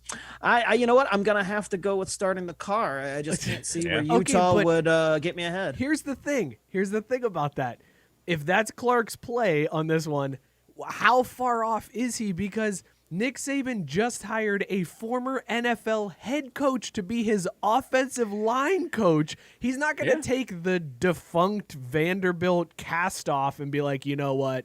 Coordinator, you get the DC job. No, if he gets to go to Alabama, it is literally, all right, you're going to be the get back coach's get back coach. That's your job here at Alabama. Maybe you can parlay that into a head coaching job at like a big name school because you're still on that Alabama sidelines. But that's literally the best you're going to get. As long as he's white, he's got an NFL head coaching job in waiting. Okay? Good point. Drew, who's next? That's a very valid point. Drew, who you got next? I'll bring the music back for you. I thought I was driving. What the fuck? Sorry, yes, you're driving. Yes, my bad. No, it's all good. I'm sorry. I just want to make sure Scott can get the last jab in there properly, because I was waiting to ask what he thinks about Brett Bielema replacing Lovie Smith at Illinois. I give it an A so that we get to see, Brett get his ass kicked again and chased out of town in 3 years, and that we don't have to see Lovey and his terrible beard that clearly he had just because of the stress of dealing with such a shitty program like Illinois. Wow. So to me, the move made sense. It gets Lovey out of there. It gets him on the path to coach Rehab U, hopefully. And we could just see Brett just have a friggin' coronary on the sideline with all that delicious champagne food. But beard Mike, you slander. clearly have feelings. I can't believe you went with Lovey Smith beard slander. I love that dude's beard. Are you kidding me? I love Like, the you were beard, but I'm trading- concerned about him because he always looks so tight and clean in here's what I Chicago. liked about Lovey Smith. It looked like he would coach the game on Saturday and then afterwards go out onto the street corner and wash windshields at the nearest stoplight. That's what Lovey Smith... Yeah, how is that a good thing? Haven't you ever seen Happy Gilmore? That's what there's failing up right there. You're the guy washing windshields. Next thing you know, you're caddying for somebody getting the gold jacket. All of which is better than being the head football coach at Illinois. Look, Scott, what do you think? all I'm saying is Brett Bielema's gut less than Lovey Smith's homeless man beard. That's all I'm saying. Okay. I'm going to agree with Mike 100% on the beard, but I'm going to agree with you that Lovey Smith was always a super weird fit at Illinois. It Like, didn't I don't make know what the sense. hell. I didn't know what the hell the ties were. And we're going back to, here we go again, talking about the shit ass Big Ten for whatever fucking reason. But Brett Bielema screams lifetime middle tier Big Ten. And so this is lower end Big Ten that he can elevate to mid tier and he'll look like a god. That's Brett Bielema's, like, that's his wheelhouse. Him trying to be SEC guy. That was a fucking joke because the coaches in the Big Ten can't even coach in the SEC. That's how shitty that's how far away they are. That's a good point, too, because I don't actually think Nick has rehabbed a whole bunch of Big Ten coaches. No, because he won't even invite him on staff. He's like, They're a lost cause. We run you guys out of the gym. Why the hell would I have you on my staff? He's like, listen, you guys are used to coaching in the cold weather, and down here in the South, we just play in the We warm coach in weather. warm So weather. I don't Yeah. need any Yeah. of you guys here. Just ask that fool from Nebraska. I don't need any of your ground and pound. We actually have athletes down here, so goodbye. I will say, though, I do like this from the sense that now there's another team that 1 out of every 2 years will beat Michigan when they're ranked in the top 15 and just show them for what they are while the khakis is on the sideline. That's never a bad Look, thing. I don't want to pretend like Ohio State gets like no names, but a lot of the times when they do get some names, look at it. It's like, oh, the reason that they got Justin Fields was because, Georgia ran didn't away want him from anymore. Right. Like, I mean, he was at an SEC school. He and lost didn't out work to out. Jake fucking Fromm, for Christ's sake. It didn't work out at an SEC school, so he settled for the third best team in the country on most years. Or On most fourth, or whatever. Just not 1 or 2. Like, he was just like, all right, whatever. Like, that's what Ohio State gets. They get the SEC runoff. So speaking of SEC runoff, the next coaching hire, or actually, this was not really a hire, it's more of a retainment. Kind of going back to, Mike, what you said about Clark Lee taking advantage of his opportunity. And I think it's Jamie, but it's spelled Jamey Chadwell, the head coach at Coastal Carolina, re-upped for a 7-year deal to stick at that school instead of jumping ship and going somewhere else. And I gotta be honest, man, D- across the board here, because that was the kind of wife he had a shot at, is someone with D's. But instead, he's gonna have to take the minus because this was the worst fucking move of his entire career. Homeboy is gonna fade back out into obscurity because Coastal, they had their season. This was their year. Should have springboarded to a bigger school from this. Mike, what do you think? That tells me nobody wanted him. Like plain and simple, nobody wanted to take him. Everybody was like, oh, you did this because it's a COVID season and it's weird, and man, do it during a regular season and then we'll talk. And he was like, well, shit, I guess I should sign a long-term deal with Coastal to make sure I at least have my chicken taken care of, as Marshawn Lynch would say. But I guarantee he didn't have any offers. You got to think too, UC was the talk of the group of 5. So if any group of 5 coach was going to be making that jump. It was going to be Finkel. So this dude was like, I got to wait to see if Finkel does anything before I'm even considered for anything. So I think it's a good move on his part because that's the best he's going to do. If nobody wanted him after this year, nobody's going to want him. What do you think, Scott? Do you agree with that? And Mike, what was your actual grading? I mean, from his perspective, that's like a B. You just got some job security at probably the best job you're going to get because you're not going to get much higher. Good Scott, on you, does that son. sound accurate? Yeah, I was gonna say a B or a C. I mean, you might as well. Look at me and Scott cash just it. agreeing on all. Yeah, of I mean, these. you're being logical. It's like he's got a check to cash. You're not gonna give up that golden goose, even if it isn't a dream. But it's like, oh crap, there's no offers. Hey, baby, I was just kidding. I didn't really want to see other people. I wanted to stay with you. In fact, you know what? Here's my promise ring. Like that's what the equivalent too, right? is here. Yeah. Like, because if somebody offers him something better tomorrow, he'll be like, "Hey, Coastal Carolina, fuck off." I mean, that's how this coaching carousel thing Why goes. did he say it as he fell off a cliff? Fuck off. Well, because then he'd be taking all his money and just jumping out of a plane. Fuck off. I was gonna say that's basically what he'd be doing. He'd be falling off a cliff. He would just disappear. Ghosted wouldn't even be accurate enough. Real quickly, since that's my new favorite thing. Fuck off. But my favorite thing this week when it came to coaching carousel is that once upon a time, like mostly my whole life until I guess like the last 4, 5, 6 years, whatever the hell they got rid of Butch Jones, is that I didn't know who coached Tennessee. Like they fired the Tennessee head coach, and I was like, who? Who the fuck is Good that old Jeremy guy? Pruitt, baby. Yep. Like, when did he get hired? Who is he?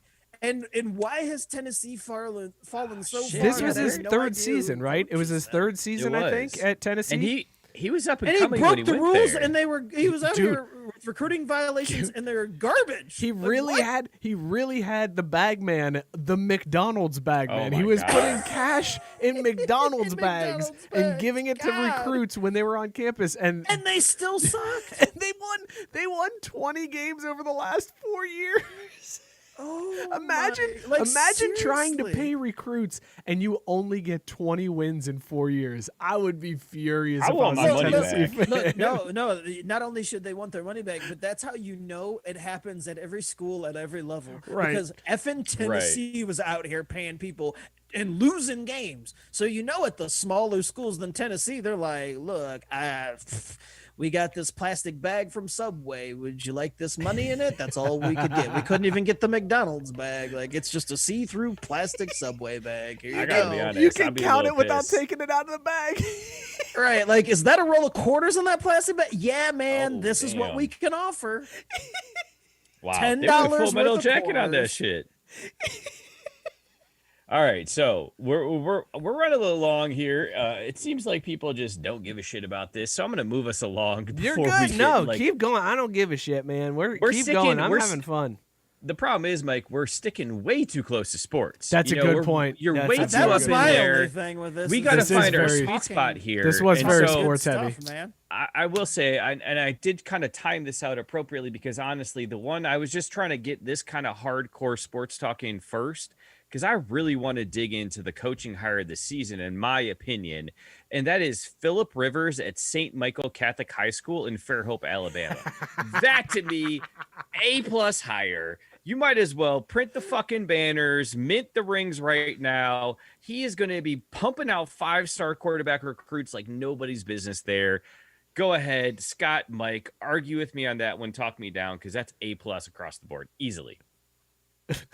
I just love that he's like Phillip Rivers can now focus on his family. That's what I'm excited about. Like him. No. He's not focused on his family. He's focused on his football. No, it's because his family makes up the entire starting 11 on that team. I was just gonna say, I was like, he's got to watch his. He was trying to get to his jersey number 17, but he finished just a little short, so he'll just have to settle for Alex Smith 11. What, you can't have kids when you're not in the NFL. I mean, he could, but I'm just saying, like, it would have been a bigger deal if he walked out on the field and be like, "Hey, you know how many kids I got? Right here, right on my shirt, 17, motherfucker." Yeah, him and the chick from John and Kate Plus 8. That's essentially what Philip Like, Rivers I've is. had all the kids twice. Oh, no, he actually ain't done shit. I love that he's got a high school job lined up though. Like he just announced today that he was retiring and he's already got a high school job lined up. Yeah.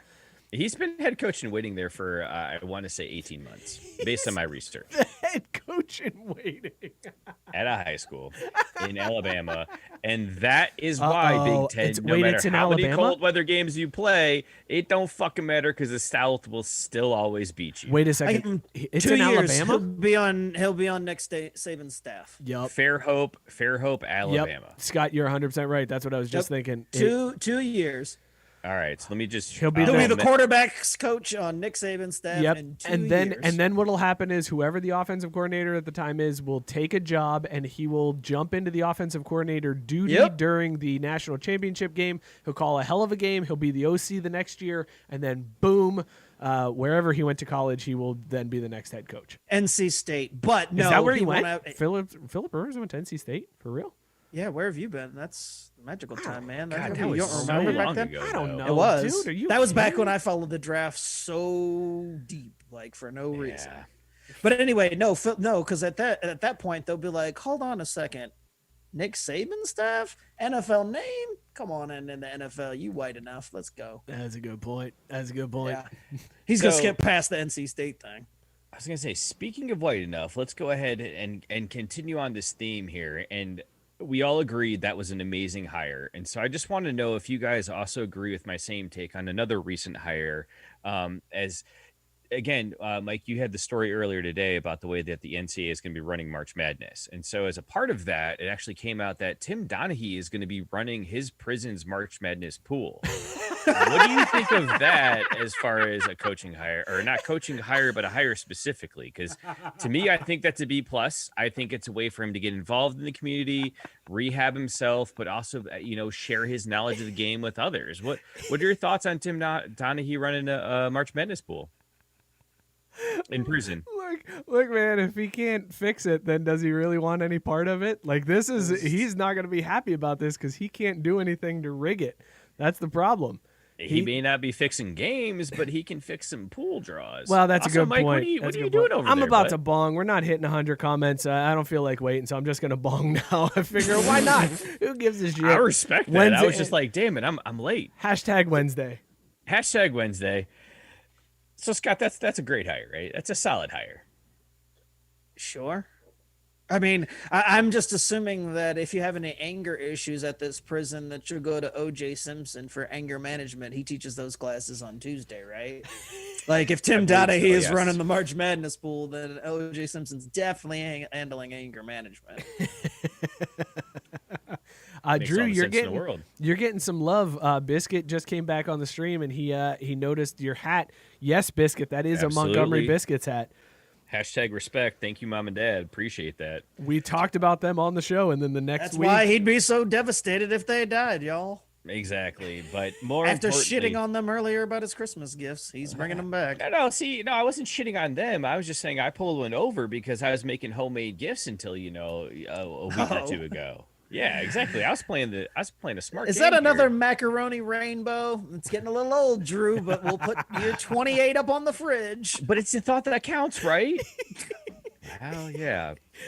So honestly, that actually dovetails really nicely into our next hire here. And Scott, honestly, I think you're probably the perfect person to react to this one because have you heard recently that Gritty got hired as a marriage counselor at a clinic in Philly?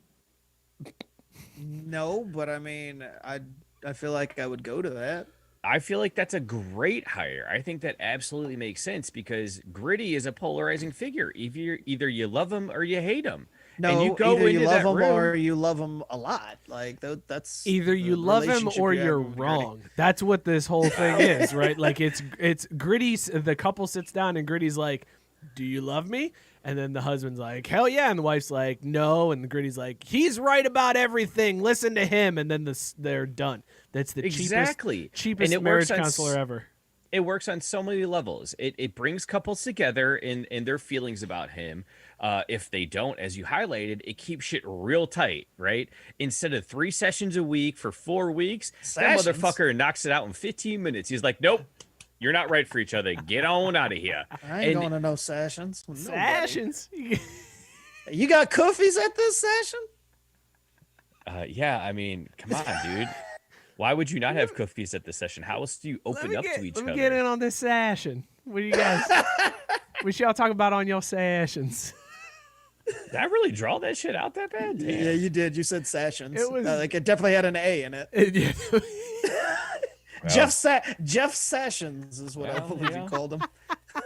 Sometimes we talk in tongues, but not needed when Gritty's your marriage counselor. Drew, you're gonna make the job real fun for Cam this week. Yeah, because y'all ain't helped me out at all here. Like, just lie, figure something out. Like, there are segments that you guys come up with that suck, but I find a way to fill air. I mean, Jesus Christ. Hold on a second. I didn't even think that the segment sucked. I thought that the segment was fantastic. You're the one who called this session into order. Yeah. Yeah. Listen, I don't know why you think this is going poorly, Drew. You I know, thought this was good. I think this has been terrible, but yeah, apparently that works. I think this has been a solid segment. I actually really did. I've been a fan of this segment. Like, I know I probably went too serious with my takes early on in this segment, but I think that was the point, though, and I appreciate that. Yeah, no, I don't think just because you misspoke, man, doesn't mean you have to be so upset with us. Like, you're gonna get mad at us because you can't talk. How's that work? This whole that's fine. That's fine. It's more about if it's not working, then I'm like, fuck, guys, just tell me. We'll pull the ripcord. No. I actually really like that. I can't believe there were so many coaching changes to talk about it. We didn't even talk about old heart attack down there in Jacksonville. Yeah, there's still so many there are so many. We'll get to it. This has been in all seriousness, Drew, this has been a really good segment. So thank you. I knew he was drawing it out. I didn't know where he's going with it, but I knew he'd get there. It was worth the wait. Yep.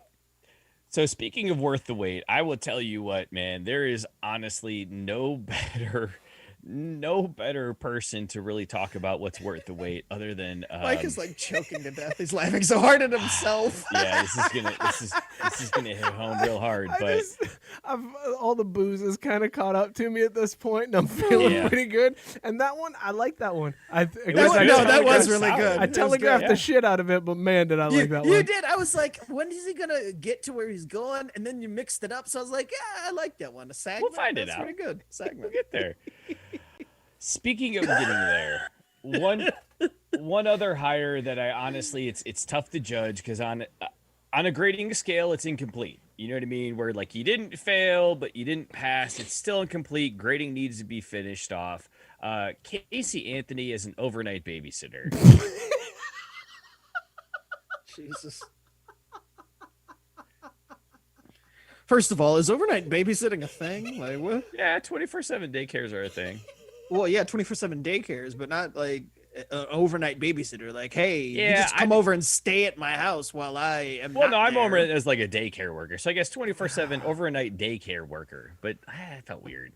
Yeah, I was just gonna say, I don't think they're keeping the kids past 5 o'clock there. Drew. No, they're right. That would be illegal. Overnight daycare is kind of counterintuitive, right? Because it's not day, it's night. But like overnight night care worker, that was the problem with it. Not just some stranger, for all intents and purposes, just staying with your kid overnight in a facility. There's nothing. The part that you take issue with is calling it daycare when they're there at night. Okay? I mean, who's leaving their kids just with random people all night long? Like, all night. Look, you're like, you know what? I just need a night. Need to get. We're getting a hotel. It's gonna get crazy. Can we go to care.com and get somebody to crash here?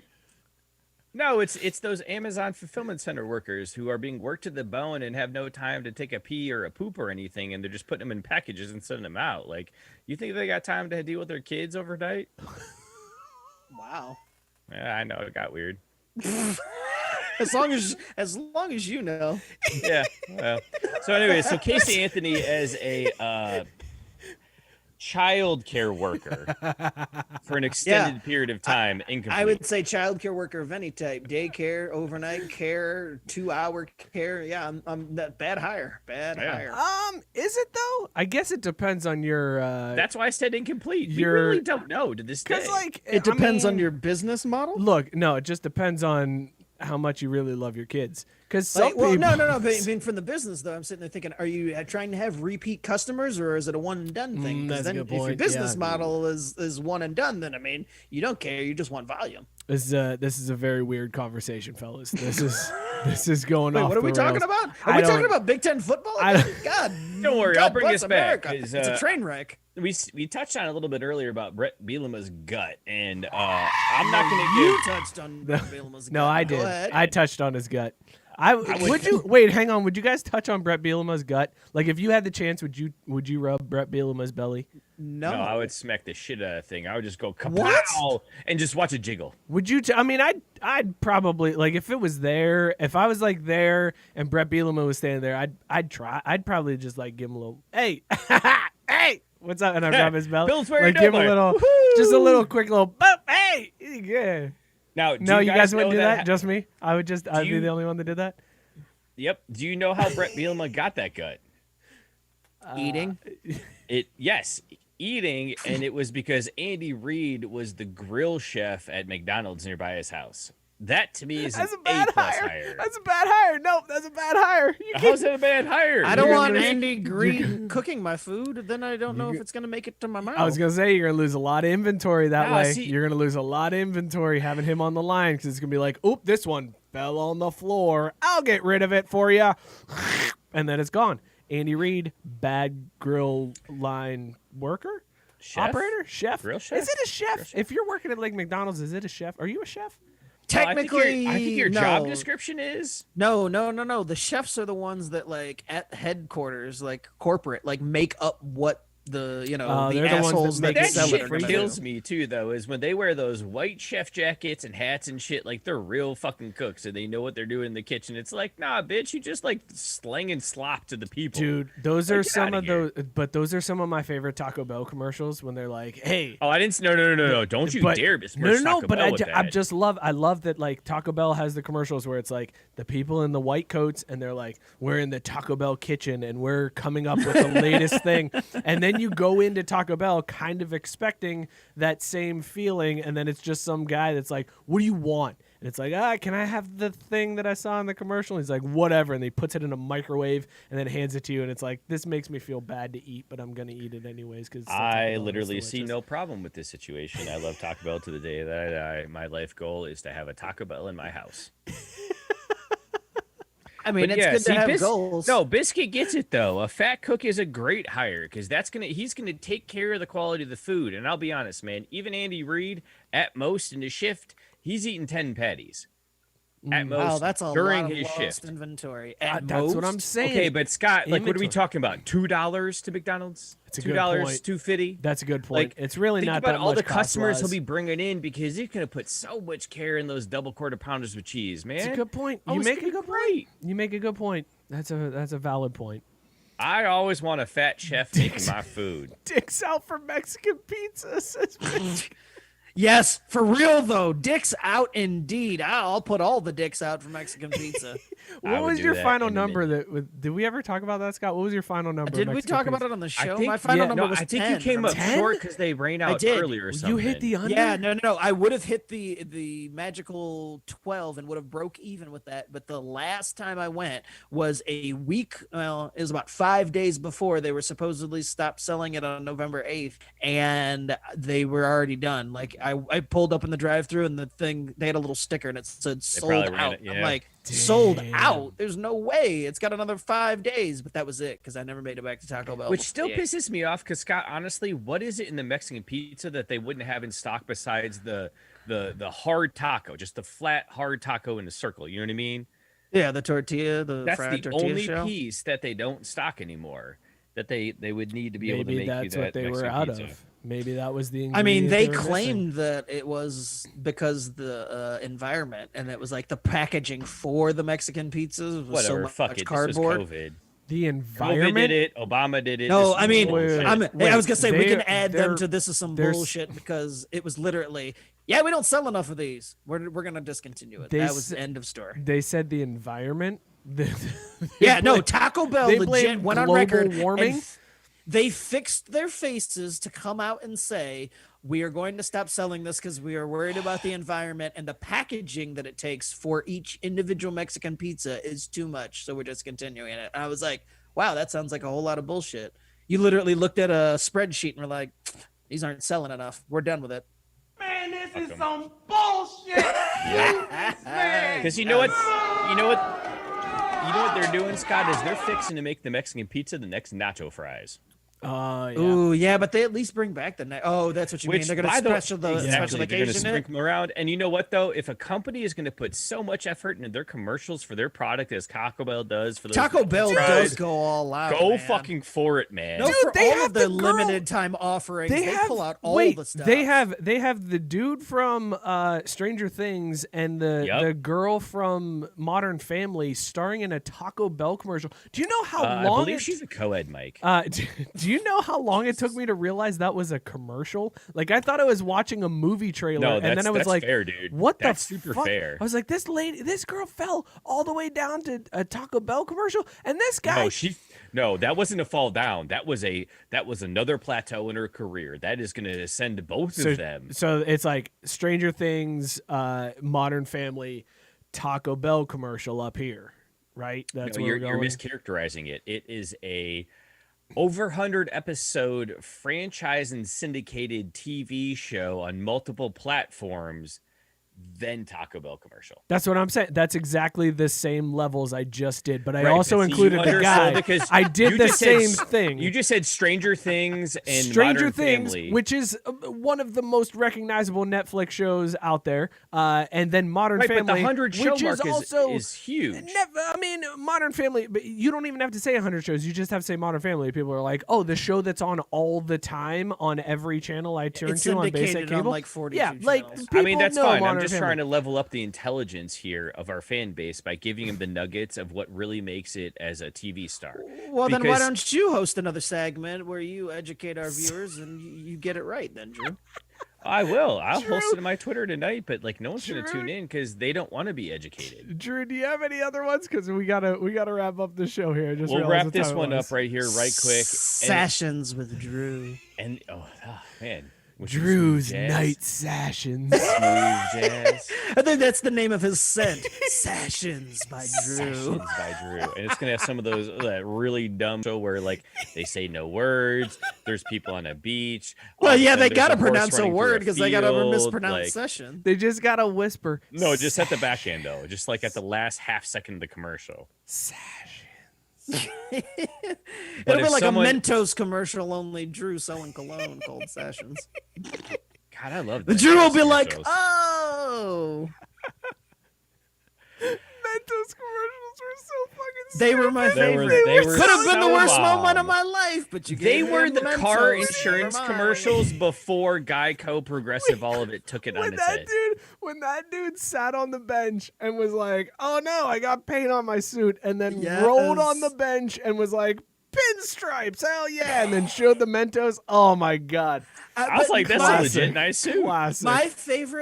My favorite part about that commercial was Mike Kaiser's reaction to the commercial one night when we were sitting there as kids, when he was like, I just get so mad at this commercial because who has a suit with pinstripes that wide? I was like, that's the problem you have with this commercial? Like, he was legit No, I upset. respect that take. I And respect could- that take. Like, I could not stop laughing that was what made him so upset about it, was the width of the pinstripes. That's 100% right, though. I I never was got pinstripes so that fat. mad. I just want the Ain't no one got Yankees to pinstripes wear that fat. jerseys like that. Like I want them to just like Just roll, real wide. roll on a park bench and then be like, "All right, get on out there, go do your thing, Aaron Judge." And he's like, "All right, cool. All right, Fuck Drew, that one guy. last one, and then we'll wrap up the show." All right, I'm gonna hit you with the higher, and then I'm gonna explain exactly how this goes down, and then I'm gonna go ahead and toss you guys for comments. Urban Meyer for Lipitor.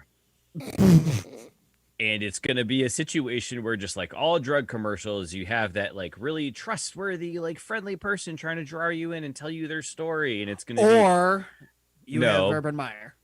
Well, it will be Urban Meyer doing his best to play that role, and he'll do it in Utah. And he'll be walking around the football field and go, something that's always been a tough part of my life is managing my cholesterol. And then it'll flash forward to him at Florida and he goes, and it's really been tough and something that's been impacting me in my life. And it's been a consistent thing throughout my entire career. Then flash forward to Ohio State and goes, but I realized that there's something I could do about it to make sure that I'm able to manage not only my cholesterol, but also my relationships with my family and work at the same time. And then flash forward to him at the Fox Sports desk or wherever the hell he was, because who fucking cares? He was an analyst, and he goes, and I realized when I had my daily dose of just 25 milligrams, it really helped. And I felt better than I ever did before. Then flash forward to Jacksonville until I took this fucking job. Was that your pitch to work at Lipitor? Like, you really workshopped that shit out. Like, you had lines and everything. The hell? Yeah, I made this up like 10 minutes ago. I mentioned Urban Meyer and his heart attack or whatever, but Like, that was really detailed. Very detailed. I was like, it feels like you spent an afternoon thinking about this. Drew, all topic maybe. Drew, tell the people about More Labs. Oh my God, I love More Labs. I wanted to call them out earlier because when Mike was like, well, I hate being hungover at work the next day. And I was like, well, then your dumbass clearly didn't take your More Labs because Set you up. yes, sir. Good work. More Labs is a product that I cannot speak higher of, and honestly, I'll continue to praise its glory until I find the read here in the doc somewhere. And I will say this though: if you drink just one bottle of Morning Recovery while you're partnering, you will bounce. Partnering. Dude, right? Like, can you let one of them fucking go? It's a sponsor's read. Apparently, those are important. Jesus. This is an important session. Last call is brought to you by More Labs. Drink one bottle of Morning Recovery while you're partying and bounce back quickly the next morning. Guaranteed. Go to morelabs.com and use the code SPORTS at checkout for 20% off your non-subscription purchase. Sports. Fuck you. I know. While you're parrying, Yeah. you gotta dodge those blows. You gotta make sure you parry your attacks with Morning Recovery. I mean, it's true though. That booze comes after you, and if you don't have a strong defense, then it doesn't matter what your offense can do. You should probably just go in the Big Ten and play in cold weather. That's right. Drew, what were you drinking tonight? And we were rating our beers tonight on the dick pick scale. Just pick a dick and tell us where your beer rated. Pick a dick. I love a good dick. Honestly, this to me was Dick Tracy. It was okay. It was something I had heard about from friends who had it before and they thought it was good. I finally read it and wasn't really that enticed. So yeah, this Blinded Science was a Dick Tracy to me. Dick Tracy. That's a good dick, though. That's a solid That's a great dick. yeah. It's a Clutch really dick. good dick. Scott, what were you drinking tonight? And pick a dick and tell us how your beer stacks up. I was drinking Money by Oceanside Brewing Company in the NY. I'm going to go with, this is a Tricky Dick. Yes, this is a Tricky Dick Nixon on the dick scale. I enjoyed the share, but all good things must come to an end, even if they come early. So, yeah, I spilled half of this on the floor and on my laptop, so that's why I'm going to have to go with the Tricky Dick. Little slippery on the hole. That's tough. Yes. That's solid. I was drinking Oatmeal Milk Stout from Finkel Garf Brewing Company, and if I had to pick a dick, I started off at Dick Butt Kiss, which is a solid dick to start with. a good dick. I'm gonna upgrade though. I'm gonna upgrade Dick Butt Kiss, and I'm gonna go Dick Trickle. Yes! Dick Trickle. That is the dick. Like, I know Dick Van Dyke was the top of the scale that we had talked about, but Dick Trickle, way better dick than Dick cream Van of the Dyke. dick crop. It is the premier dick if we're talking dicks. Dick Trickle, hands up. This beer was so good, man. It was so Is it chocolatey because and you like the way roasty. that it trickled down your throat, this dick? Whoa, I mean, whoa, you know, this it is was the family Yeah, show listen, still, Drew. Drew, stick to sports here, okay? Stick to My sports. bad. I'm My just, bad. you Your know, man's name. Show some respect. respect Dick Trickle. I mean, he did win several NASCAR races back in the day. Dick Trickle was a very well-known NASCAR driver and a hero in our time, frankly. And this beer And falls probably in that. racist. So great, Mike. Thanks for attaching our names to him.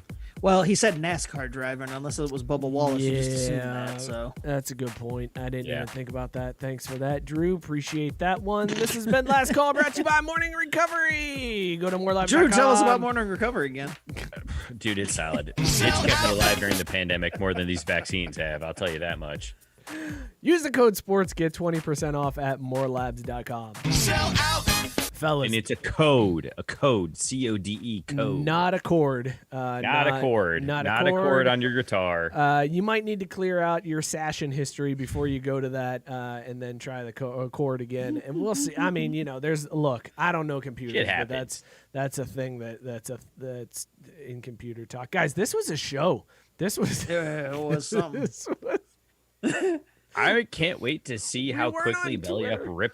ripped us off their Well, YouTube channel. Here's the problem. Probably about 2 minutes then. Yeah, listen, here's the problem. It didn't go out to Twitter at all for some reason. The streaming God platform damn didn't it. send us to our Twitter. It didn't send us to Belly Up's Twitter.